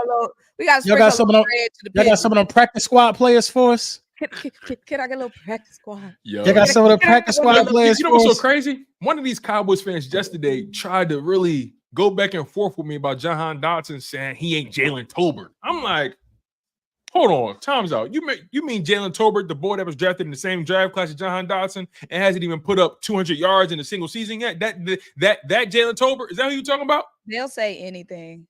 You know what I mean? This the one. This the one right here. This the one. This one he had the number 2 jersey. I had this for a minute. This the one right here. This one all the yak going in this one this year, y'all. Every win. Oh man, Hey, listen, all I know is that camera tough, man. Every time you put something close, that depth of field kick in. I like that. Right, that is This a nice. is the Super Bowl one. Oh, that's Little B dog. Mm. You know what I'm saying? You know So what? I'm you- gonna get us some. Huh? Somebody painted on that. Oh, that's fire. You Oh, gonna let's be get at somebody the Falcons game for sure? Yeah, for sure. I think I'm out last there. time we talked, you said I don't think you said that game. I said Ravens. Ravens too. I know, but I don't think you said Falcons the first time when we was talking about the games. Oh yeah. I had to look at my schedule. I think that's a Monday, right? Yeah. Yeah, I'm out there. All right, we got to set something up, maybe like a pregame Mhm. or something. I ain't gonna even go to work. I'm gonna be out there like 1 o'clock. He's not even going to work. 2 o'clock. Like, I ain't gonna lie. I'll be out there like 2 o'clock. Oh man. So we got my man Shep with the $10 super chat. He said, "What up, fam? We're on our way. Fly Eagles fly." You already Yes, know. sir. That's my guy, man. Shout out to Shep. Really appreciate you, big dog. All right, let's go. My man Casper. He says Miami can't play in cold weather though. It's a fact. Facts. Right. It's a fact. Tua can't. That's why I roll with my guys. AJ Right. Brown. That's a Buffalo out there. You feel what I'm saying? The Mhm. Buffalo. Devontae Smith. Kangaroo Jack. Stop playing with him. Right. Like, Right. So that's why I roll with my crew because they in any condition, rain, sleet, or snow, the Eagles They trying to solid. go. Come on. They Like, and you know what they do, y'all? Once we start reading the supers, they start sending more. oh yeah, Yeah, because they know what time it is. right. We're gonna get to them though. We But gonna yeah, get y'all. all the- But yeah, y'all, that's gonna be the format of the show. We're gonna get through our talking points, and then to close out the show, we're gonna get to every single super chat to show love to everybody. We got y'all. Trust us on that. Mhm. Dang, this show went by fast. Love, the last Right. one was an hour and a half. We getting close to that. It's an hour and 17 so far. So Quentin Campbell with the $9.99 super chat. He says the offense's identity Super Bowl season was RPOs. With this offense, there should be only one or two Beverly shots for TDs. Yeah, we read that one, but ain't nothing wrong reading it twice. I agree. Yeah, for sure. The Right. red zone should be solid. Yeah, Right. I forgot who said it. Somebody said Saquon Barkley may lead his team in touchdowns just because of how they may use him in the red zone. Wouldn't be surprised. In the passing game, the screen, like they say it's a chance he may lead his team in touchdown. It's a possibility. Thank you, Quentin. We appreciate you. Appreciate All right. super chat, Quentin. B Mills X21. He says B Mills is back. He said preach, broski. B He said- Mills. I I'm sorry, guess go he ahead. forgave us because remember last time wasn't it B Mills who? Was it B Mills? Remember, I think it was B Mills who we was going back and forth with a little bit. We was. Just I don't think joking. so. I don't think. I don't know if it was B Mills. so. I think it was somebody else. I think it was somebody else. But wasn't B appreciate the Mills. super chat, B Mills. Right. I think B B Mills talking about we were saying we tired of the narrative that he can't throw. Yes. Shout out yes. to No, B I'm Mills. talking about last stream. Remember last stream? I remember what you're talking about. It wasn't him. I Yeah, don't think it wasn't him. Okay. Mm-mm. No, it wasn't him. Lil Bruce don't know what he's talking about. He got that Brown kicking in. That Brown. Oh man. Shout out I'm about to my get man some B more as soon Mills. as we done. Hey, listen, it's Friday. I ain't mad at you playing. Right on this Right. Madden. You dropped the kids off. Oh yeah. Yeah, They- that's what they I- gone. They gone, bro. They gone. Showing his ass. Oh, we Profit one time with Profit. the $10 What super up chat. though? Profit said- with the feeling himself in that pig. I ain't mad at it. What Man. with I ain't the mad at 10 it. bones? Feel He said the yourself better up. question is when will we get the ball between all the weapons and Jalen's escapability? I believe Dallas is going to let Dak go and trade up for Sanders and make Dion head coach. That's It could happen. in that conspiracy. Like I see like Tank for Shador. I keep seeing. I don't think Dion gonna be a head coach in the NFL though. Yeah, listen, that college money too Now good. I could see the Tank for Shador, but Dion head coaching and the Dion ain't Falcons- gonna want to deal with Jerry. yeah, Right. nah. Right. Yeah, he'll probably come there after Jerry, but Yeah, Dion ain't want to deal with Jerry. yeah, I wouldn't even want to deal with Jerry. Shout out to my man Profit Time, man. Thank you for the super chat, my guy. But to your point though, as far as the better question, when will we get the ball between all the weapons and Jalen's capability? I don't think that's gonna be a problem. I think Kellen Moore is gonna make sure this offense is orchestrated like a well-oiled machine. On top of that, Jalen Hurts is gonna be able to distribute the wealth. Jalen Hurts is the And- perfect quarterback for this situation, bro. He has no Because he ego. going whoever eating, he just gonna sit on the sideline, wait to get the ball back. And it's a clear, and like I said, it's a clear pecking order, right? AJ Brown, Devontae Smith, Jahan Dotson. I think this team understands that there's a larger goal. This in play. Everybody got their money too. They all got their money too, bro. They Right. ain't tripping. I think now it's just time to win championship. I can see AJ Brown having just like 1,180 yards, something like that. I can see Smitty getting 1,000. I can see AJ dialing it back because you got more mouths to feed. Mm-hmm. I don't think AJ going for another 1,400. I wouldn't be, to your point, I wouldn't be surprised if he had like a 1,200 year, eight touchdowns, something like that. Smitty have a 1,100 year, or maybe Smitty had a one. Maybe Smitty may be the one with the big year, right? He may have a 1,300, 1,400 year. Listen, man, y'all got to keep in mind, man. Saquon could catch too. Jalen been hitting him on them wheel routes, bro. I know. I think Saquon might have a career year in receiving yards, bro. That's how dangerous this offense could be. And Will can catch too. Yeah, right. Yo, you know who been having a good offseason, low key, and I kind of been trying to be measured about it. Kenny Gainwell. Yeah, they've been talking him up crazy. I've been hearing people just say, "No, Kenny really." He been running tough. Players, they've been saying, "No, Kenny got a different vibe about him now." And, we got to see it. We got to see it against the one. We just got to see it, and there's also less pressure on him because you got Saquon in the building, so he'll be all right. Yeah. Right. He should be okay. Let's move on to my man Drew Johnson, who's been a member for 40 months. Drew Johnson, what up? He said blitz and they will get cooked man to man. Saquon and Jalen in the backfield, fire. Period. He ain't lying. Right. F around and find out. Shout out to my man Drew Johnson. We appreciate you. Hey, Symone, you want to read this one? The Yale Nation podcast, number one weapon Eagles need to deploy is time of possession. A fresh defense makes for a better defense. No, agree 1,000%. Yes. There should be no confusion with us not running the ball, time management, clock management, all of that. I feel like, I think the goal for this team is to get in 3rd and 2 or less. Keep them chains moving. Yeah, being in 3rd and long too many times in the game is inexcusable, in my opinion.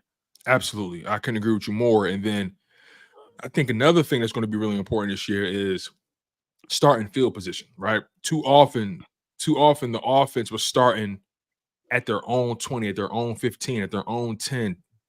Drive after drive after drive, and they were forced to go the whole length of the field. This defense. The goal for the offense is to try to dominate time of possession, but also when that defense is on the field, they're going to have to do a better job getting off the field, creating turnovers, getting 3 and outs, trying to, preventing the other team from crossing the 50 as much as they can. I don't, and with this defense, taking it a step further, if they can just be top half of the league, if they can just be ranked 13th, 14th, because doing the math, 14 teams make the playoffs, 7 from each conference. If they could be a top 7 defense in a conference, if they could be a top 14 defense in the NFL, I think you can do something with that. I agree. So let's move on to War V. That's what I call it, man. War V. With the addition of Dotson, I think Kellen is going to have to scale back a little bit from those 2 tight end sets he likes using. I hope that's not the case, but likely. I got this feeling about EJ Jenkins, yo. I like that. That's what I'm saying. I hope that's not the case. But listen, you got to give one of them tight ends opportunity, bro. You got to give him an opportunity. So we'll see. All right, moving on. Thank you again, War V, with the $4.99 super chat. My man B Moore, OG Triple OG. He all about business. This my man. Shout out to my man B Moore, the dream team. No cap. LB stirring the pot with facts. Are you rapping, B Moore? Okay. How are you on point? You saw Wilson blocking, didn't you? Don't be surprised when you see him out there. Hey, facts. At tight end, I agree with that. And that's the thing. I'm glad you said that, B Moore. Hey, man, when I stir the pot, the spoon is called facts. I don't lie. I like that. That's all I'm saying. Shout out to my man B Moore, man. We really appreciate you, B Moore. Yeah. B Moore always show a lot of love. My man, I shine. I got with the dub. Big money. That's my man. I feel after Tuesday, we're going to end up the best depth on defense, and defense once players get cut from other teams. Okay. Oh, best depth on offense. A defense once. Oh, you think we're going to add to the defense once players get cut? We're going to see. Okay. Yeah, and also, again, don't be surprised if, to your point about that tight end 2-3 situation, right? Don't be surprised if some guys fall through the cracks and the Eagles pick up somebody as another tight end. Don't be surprised. Right, that may be an option too. Because the tight end position, I feel like the tight end position has more C plus B minus guys than A level tight ends. You know what I'm saying? I feel like the A level Right. tight ends is a very small list. I feel like there's more B level, C level guys, and that's all you really need that tight end to. I think All so. right. Moving on. Thank you again, Asha, with the Appreciate you, 1999 super chat, big dog. Cutting the check. I love it. My man Donnell Shipley with the $10 super chat. I would rather play competition than not. I want to see how we line up against playoff teams. So I like how Green Bay and ATL are good. Let's see how we match up. That's my mindset. Good on I like good. it. I don't want to play nobody. I like it. I want to walk Good right on good. I want to be ready when the playoffs come. I want to be ready. Hey, I ain't gonna lie. I'm trying to tiptoe to this number 1 seed. Right. Give me that easy schedule. I don't want to play nobody. I want to play the Panthers 17 times. Hey, I'm trying to tiptoe to the number 1 seed. That Super Bowl ring, the same ring, no matter who the schedule was. You don't get an extra ring because you play harder teams. True. That's a fact. I do want to make sure that they just ready though. Like they and that's why I want to play like the Panthers would have been a perfect tune up. Perfect tune up, huh? Yeah, we need to tune up. Shout out to my man Shipley. We just go out there and look explosive against somebody so everybody can be scared next week. Because we actually got to be on point against the Packers, and we got to be on. Like we started last season with the Patriots. Like we was able to slip up and make mistakes because it was the Patriots. You know what I'm saying? True. Mm-hmm. Like we can't be on no drama. I get it. But appreciate the Super Chat Eagles Playbook Podcast. Okay, got the Kelly to Green my man. It's my we got guy. the AK jersey on, feeling it. $4.99. I'm worried about our defensive line. Oh, here y'all go. I wasn't high on Nolan coming out the draft. LB, bro, I can't send. Oh, we got this. I can't send Super Chat on your channel. I don't know why. Appreciate the bro. Super Chat. I ain't get you out of here too, bro. I ain't send you to the Essence, did I? I gotta get you. I'm gonna fix it, bro. I'm gonna fix it. Because he said he don't know why. Oh, you don't know why? Okay, I gotta look up the kinks, man. I don't know what that's about. I'm gonna get on there, man. Yeah, that is weird. I'm not worried about the D line though. Everybody gonna do it. You know what? I ain't even talk about Nolan. I've been getting a lot of heat, y'all, the last week. How I feel about Nolan. I'm with you though. A lot of heat. I'm with you though. Listen. Word. Because this is the thing. Because I be calling Mozzie a bus. You know what I mean? Mozzie was in the first round too. Hey man, Nolan got to tighten up. I'm gonna just leave it at that. He got to tighten up. I don't care if it's only a second year. I'm not trying to hear that. Do you see the rest of the world taking it easy on Jahan Dotson? First round pick is only his second year, and I think he was productive. I think he's been productive in his first and second year, honestly. Nolan got to show me something, bro. I'm with you on that. I'm gonna leave it at that. Because when he don't be mad at me how I carry it. I'm gonna keep it a bean. Well, guess what? You can leave it at that. I'm gonna say there's one last thing about him. My mindset is this, right? Those 2 sacks you got in the preseason games. Let's call a spade. They was gifts. The first one, you came off the line untouched. The left tackle, third stringer, didn't even see you coming. Then the second sack, you ran into a chip. But the chip knocked you into the path for the quarterback. All you had to do was finish. So I give him credit for finishing because there's guys that get there and can't finish. I give him credit for finishing. But I need to see him beat somebody with a legit move. I need that Tai Chi to come and, you know what I mean? We need something. I need kung fu. We need something, man. Because right now he getting blocked too easy. Maybe when Jordan Davis and Jalen Carter are next to him, creating a more push in the interior, then he's able to find some type of wraparound or something like that. But I thought that in this defense, Nolan Smith was going to be used as an off the ball linebacker more, blitzing the gap, helping out and running protection. But we'll see. We'll see. Maybe he holding back the moves. You never know. We'll see, man. Right. Tall Rob with the $4.99 super chat. Thank you, brother. He says, I wish we would have kept Swift behind Barkley. Offense would be more dangerous with the Dotson pickup. Well, here's the thing about Swift, right? I'll go first with that. Swift deserved to get paid. He had his career. He had a career year. He was his healthiest.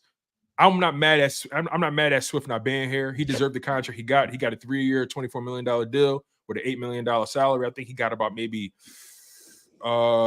16 million, or maybe half of the contract is guaranteed. So I'm not mad at Swift going to Chicago. He deserved to get what he got, man. He deserved to get that money.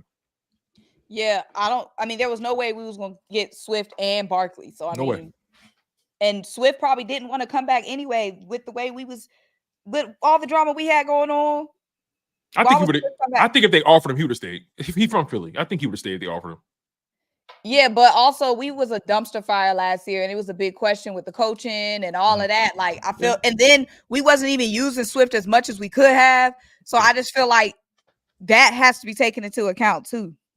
Like with him making a decision.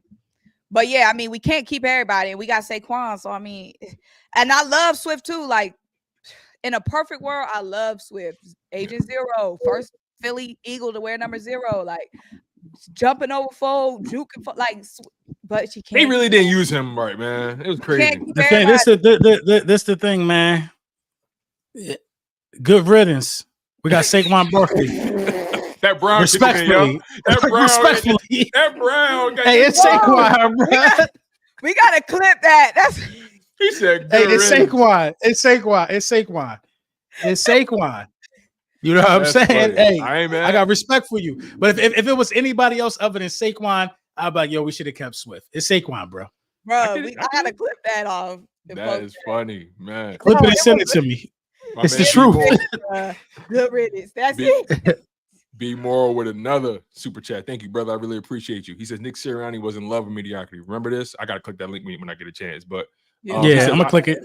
He said I still ain't over this Buns route runner. Now we could probably guess, right? It was Quez. Jay, I think right. It was Quez. Jalen Reagor, like you know what I'm saying. Jalen Reagor was the biggest gag, man. He convinced the hell out of us in the training camps, didn't he? And he still who he mossed at training camp this year. Oh, he a training camp all pro. He all pro training Ringo. camp. It was Ringo. He beat Ringo. Yeah, that's what it was. Yeah. Shout out to my man B More. Fat Mac Philly with the 499. Oh, he said new to the about me. He said to the channel. He's already subscribed to Tone and LB. So appreciate you joining the channel, Fat Mac. He lives in ATL too. All right, you be pulling up to the Eagles bar. I'm banking on Vic to be the key week 1 versus the Packers to be exotic versus Love. All right, I hear you. But yeah, I'll probably see you before at the Eagles bar if you be out there. And look, speaking of Love, the last thing on him, he ain't sneaking up on nobody no more. You know what I mean? The tape is out there now, so we're gonna see if he really bought it. All right, thank you again, Fat Mac, with the $4.99 super chat. Screaming Jerry Lee, that's a funny name, with the $2 super chat. He said, "I think tight end and wide receiver deal is a pay matter difference." Maybe. I don't remember what that was about. I'm trying to remember the context. Probably when we were like, what was a bigger concern, wide receiver or tight end? Yeah. Okay. Shout out to Screaming Jerry Lee, though. We appreciate you with the super chat, dog. Thank you so much. King DV Sports with the $1.99 super chat. He said, I'm making Gabe Hall. I'm making Gabe Hall. I guess he said, I'm thinking Gabe Hall ain't have a good camp. Got it. Mm-hmm. That's what it sounded like. Yeah, I heard. I ain't heard nothing from him. Like I heard that he was. Yeah, I haven't heard nothing from him. Okay, but nothing that worth talking about. Thomas Booker, the one that showed me something. You know what I mean? Right. Shout out to King DV Sports though. With appreciate super chat. Appreciate you, big dog. Casper the Barbarian back again with the white vans. He says the cocaine is potent in Dallas. You mean the potent? Blue magic. Right. They got that blue magic. They on that Walter White. You feel me? Right. They tripping over there, Casper. Stay away from drugs. Hey, Casper, they on that friendly ghost. Mm-hmm. Cody, my man Cody with the $2 super. He said, "Tone the fucking man." Shout out to that's Cody, what's up, God, man. Appreciate you, bro. Cody showed me a lot of love, man. Cody, appreciate you, Cody. I think one day Cody dropped like a 50 ball on the super chat. I was like, okay, Cody. So shout out to my man. Y'all got money for real. No, for real. Sydney family, Jomo and Hunt, the new 6'7" tackle was solid. MCK something, mock something, mean something. I don't know. Is he talking about Jomo and Hunt? He's talking about who we got undrafted free agent, the African dude. Oh wait, he's talking about I think he's trying to say somebody's name. He's talking about defensive tackle. I think so. I don't know. Let me see. I don't know, City family. You got to pay more money to say more words. It's like, no. But City family, we really do appreciate you, big dog. We really definitely appreciate you. Holding it down, paying with the Australian money. We appreciate you, dog, for real. Jomo and Hunt. Yeah, they're gonna be good, man. Yeah, I think he talking about the African dude. Aneem Dankwa. Oh, Aneem Dankwa. If he's talking about an offensive tackle, but yeah, he's giving practice squad. Yeah, Because he was about 6'7". He was about 6'6". Yeah, I think the Eagles hire him because he hasn't really played in too many preseason games. I think they look at him as a project and they trying to hire him. Don't be surprised if you see a name Dankwa on IR or something. The last super chat is wild. Freddie Lemus, thank you for the super chat. He said, can they add someone and hide Lovato like before? We know how he gonna work. Whatever strings he can pull. You know what he gonna cut somebody and give him a under the table contract and say, "Listen, I got you. Don't move, all right? Don't sell." I don't think how he done. To be honest, I don't think he done. I don't think he done either. My guy Anthony Krobach. That's my guy. Shout out to my man Anthony Krobach. It's my man. $4.99 super chat. Symone, you want to read this one? He said, "My girl, no, to just let me rock on game day. Be stressful sometimes. Keep doing your thing. Appreciate you." Sure, that's a fact. Sure. It definitely get real. Yo, my wife gets out crazy. She get out the way. I love it. She get out the way and she asks questions when it's necessary. I love it. Shout out to my man Anthony Krobach once again. Jay the Legend. Was good. I think only keeping 3 running backs. I can see that. We gotta see how it pan. I can see 3 or 4. To your point, Jay, now that you got Saquon, it's not far-fetched for them to only keep 3. It's not far-fetched at all because last year, I think they kept 4 because they all did different things that they wanted them to do. Like Swift obviously was more dynamic, but Kenny G was the better pass blocker. And then Boston Scott, not really that dynamic, but a decent, better pass blocker than Rashad Penny. Then Penny didn't really give us anything. So, I mean, now you got a guy that can do all 3. And now at that point, Kenny Gainwell, Will Shipley, that's a luxury. And then you add the 4th guy, that's an even bigger luxury. So I just think that the running back room is too deep for them to let just Lou Nichols, Kendall Milton, Terry Davis. I think they can't afford to let all 3 of them just hit waivers. I think they got to keep one of them at least. Right. And one of them, and I think they all power backs too. So you got to have at least one of those dudes on. You got to have at least one of those dudes on the roster, in my opinion. Shout out to Jay though. We really do appreciate you, big dog. Appreciate you, Jay. Thomas Brown with the $1.99 super chat. Thank you, man. I appreciate you, my man. Appreciate you. He said, "I'm gonna let the money talk." He said, "I'm gonna let the money." He said, "I'm gonna let the money talk." Jonathan Cook. Appreciate you, Brody. Jonathan said, "I'm gonna let that money talk for me." Hey, listen. He said, "You know how sticky it gets." Chris Bruce. He said, "New wide receiver trio and linked up trio. We good this year. You already know." Appreciate you, Chris Bruce. Hey, listen, man. What they said? What we said? We said the Eagles got the best wide receiver trio in the league. Listen, I don't mean no harm. This may be the best trio in all content creation, man. This is a solid trio. It ain't too many trios. Ain't too many. Ain't too many that work. You know, ain't too many that got this chemistry. You know what I mean? Jonathan Cook. Who that? The next one. Cook. He says, "Would you rather go edge?" Oh, that's him again. Okay. Yeah, it's him again. He gave us a sticker before. He says, "Would you rather go edge or linebacker via trade or free agent sign?" I'm on edge, bro. Go edge. At this point, edge, yeah, because the linebacker stepped up. Like Dean stepped up. We getting some stuff from him. Like, yeah, really go edge. And also, I'm cool. I'm cool with going into this with these linebackers. Me I ain't gonna lie. Believe it or not, me too. I'm cool. You know. I got a hot take for y'all that I didn't say. I got this weird feeling Jalix Hunt gonna end up getting more snaps than Nolan and not playing them. Is that a hot take? I don't think it's a hot take. I think Jalix Hunt might be better than him already. It may be hot to somebody because Jalix, the school, the round he came in, like he. I mean, we got him in the 3rd round. We got Nakobe Dean in what, 4th? Third. So I'm saying we got them in the same round. So it's not like draft value wise, we spent more capital. Like as far as looking to the draft, he said Jalix Hunt and Nolan Smith. Nolan. Oh, he said. Oh, I'm thinking he said Nakobe. No, Nolan. Oh. I think I got this weird feeling because when you just look at it, I feel like Jalix is the profile. Jalix is a former safety. Yeah. So he's better. He's better in coverage. And he knows his way around that line a little better too in terms of getting pressure. Yeah. If we're just looking at what we've seen, Jalix has looked better than Nolan. So Jalix is better than Nolan. So I don't get why that's not a hot take to me. It's Now hot to it sucks somebody. for Nolan. It's hot to It's somebody. you know what's hot too. It's hot to that front office because that front office is gonna have to justify that pick. They're gonna play Nolan more coming out the gate They're gonna try when they know that's the wrong move. They're gonna have to. Speaking I of that, think that's a good prediction.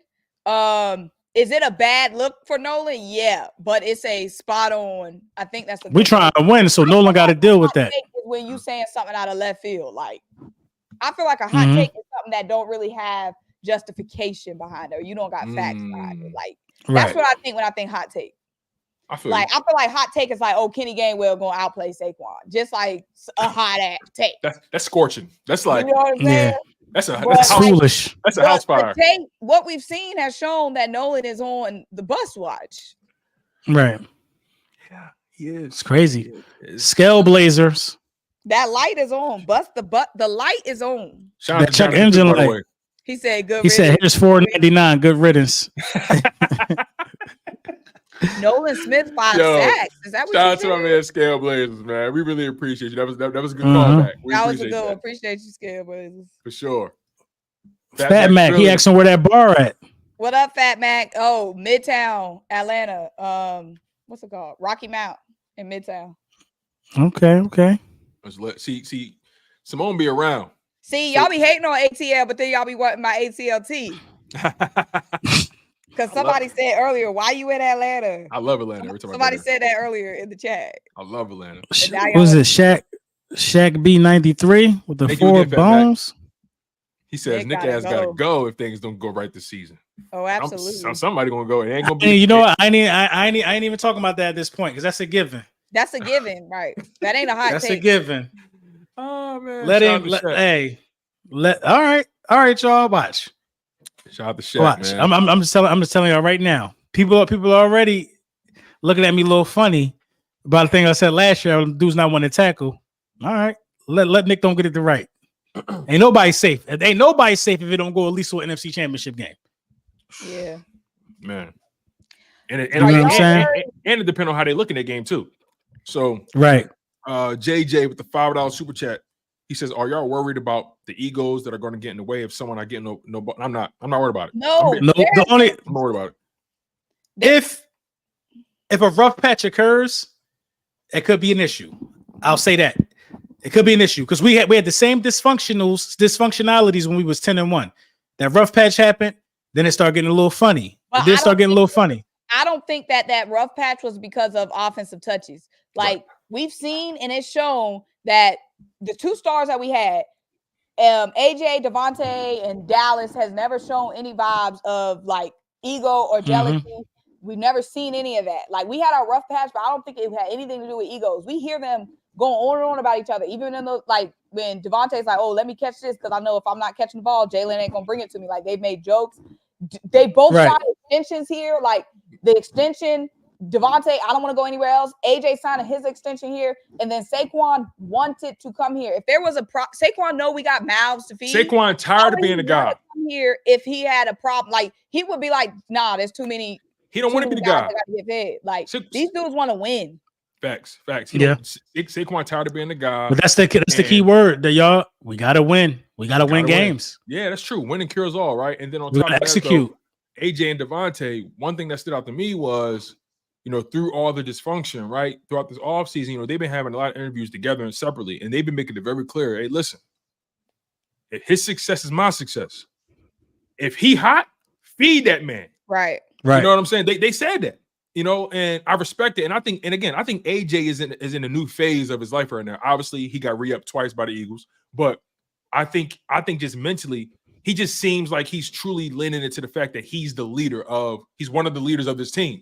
And he wants to make sure he embodies that. And I just think the way last year went, I think everybody looked at themselves in the mirror and said, you know what? It was a group effort while we failed to do what we were supposed to do. And the only way we're gonna get there is if we hold each other accountable, hold each other down, and do our jobs to the best of our ability.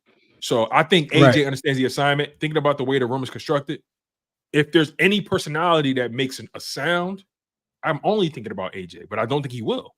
I feel like we have not seen a single sign. We've had issues, but I don't think any of our issues have been. Now, somebody being frustrated with Jalen specifically is different than frustrated that they're not getting the ball. Like, and AJ made it clear. It's not about getting the ball. He made it clear. Yeah, it wasn't about getting the ball. Like, being frustrated with how the offense is operating as a whole is different than being mad another dude going off and you not. If that's different, in my opinion. I don't think we've seen an issue there. And the actions have proved it. And AJ, AJ has been, upset about play calling before. Like when we went for the field goal in the postseason, I think on like a 4th and 3 in the Super Bowl, he was like, I knew we was gonna lose when we went for the field goal. Mm-hmm. He wanted to go for it. But that's play calling. That's not like why if Devontae exactly.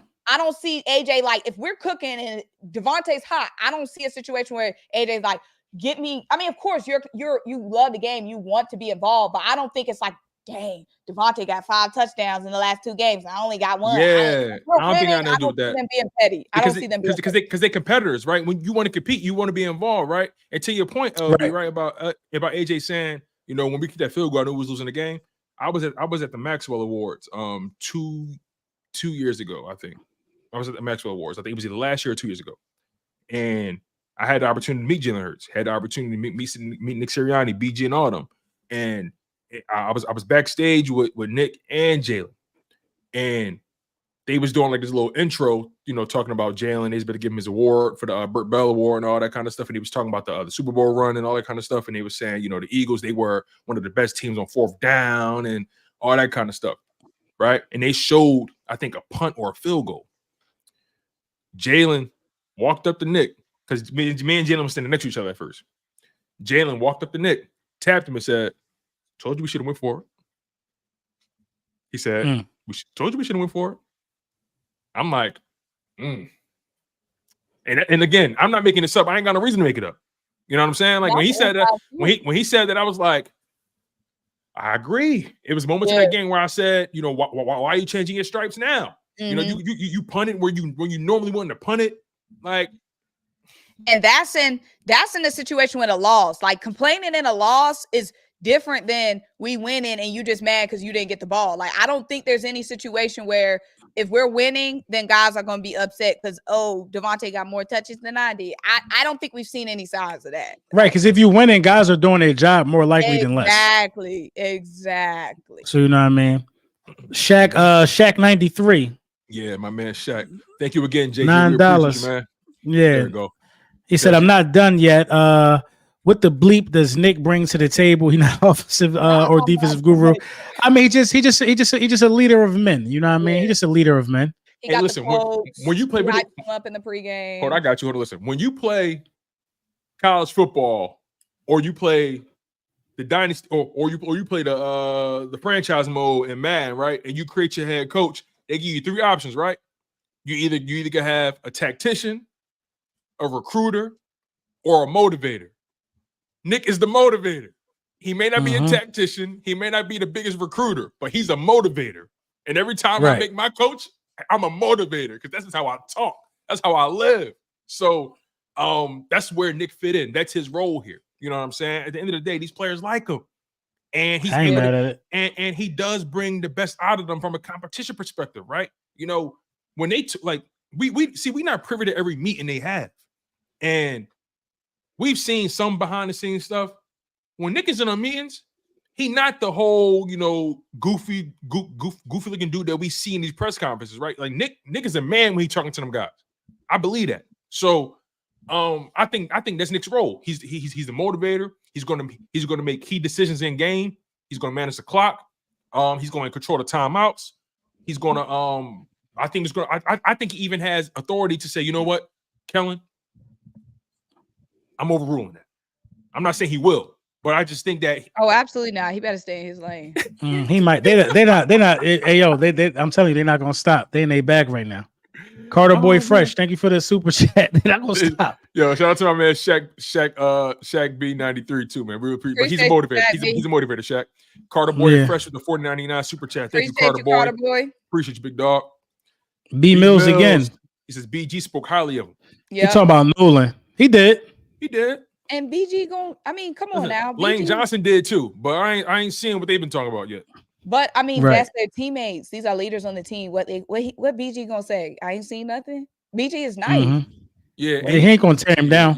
BG real nice. Yeah, BG real nice. And then Lane, like BG is cool as hell. I'm like, he really is who he is. He one of my favorites of all time. I'm gonna hate to see him go. I don't even have a BG jersey at all. You know what I'm saying? Yeah, my dog BG right here. And Lane got my BG and Lane, in the crib. See, the thing is, Lane said something specific about Nolan. That's why I was like, I need to get this signed. Yeah, you do. Nolan, Lane said something real specific about Nolan. That's why I was really curious to see if he really took that next step. Because like even more than just him being his teammate, right? He was too specific about his analysis. He said, Nolan, last year he didn't really have a pass rush plan. He kind of was just relying on his speed. And I'm paraphrasing. Right. He said this on the Green Light podcast. He said, Nolan, what I'm seeing from him is he actually has a pass rush plan now. I'm seeing more moves. I'm seeing him really starting to string together, different moves. I'm like, okay, all right. That gives me some kind of optimism. But again, I got to see it. That's all it is. B Mills, thank you so much, my man. Appreciate you, B Mills. Carter Boy Fresh back with the $4.99. When Howie traded for Dotson, he made the whole city of Philadelphia do the Millie Rock. No, we was ready, man. It was a good trade. I don't know about the Millie Rock. We was doing the hill toe. Mm-hmm. We was D-magging. We was doing something. Who's the Demon? Demon. The $2 super chat. Small edges take 3 years to get a bag, i.e. Hassan in Arizona. All right, well, we on year. What we on? Well, he on year 2. But here's the thing about the Hassan comparison, right? It wasn't the fact that Hassan was a slow developer. They was flat out using him wrong. Flat out. So that begs the question, are we using Nolan correctly or are we not? I don't know. We're going to find out, though. Damon, thank you so much, my man. I really appreciate you. Damon.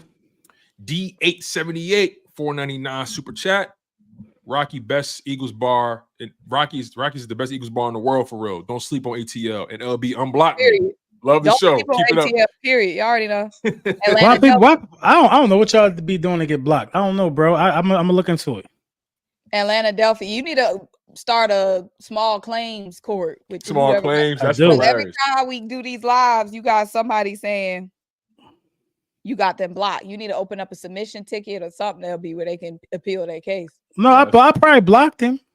It ain't no glitch in the system. Yeah, I probably got him out of here. Sometimes it just be one of them days and somebody just say something to you on the wrong day. Right. Block. It do be like that. Yeah. It do be like that. Weapon X, man. Thank you for the $5, man. Weapon X be putting on too. Salute Weapon X. Yeah, doing great work, man. Appreciate you, man. Always show love. Matter of fact, Weapon X, we got to get together again, bro. So, last one here is the Shaq B93 again. He said, "Shit, they can pay me the money just to motivate."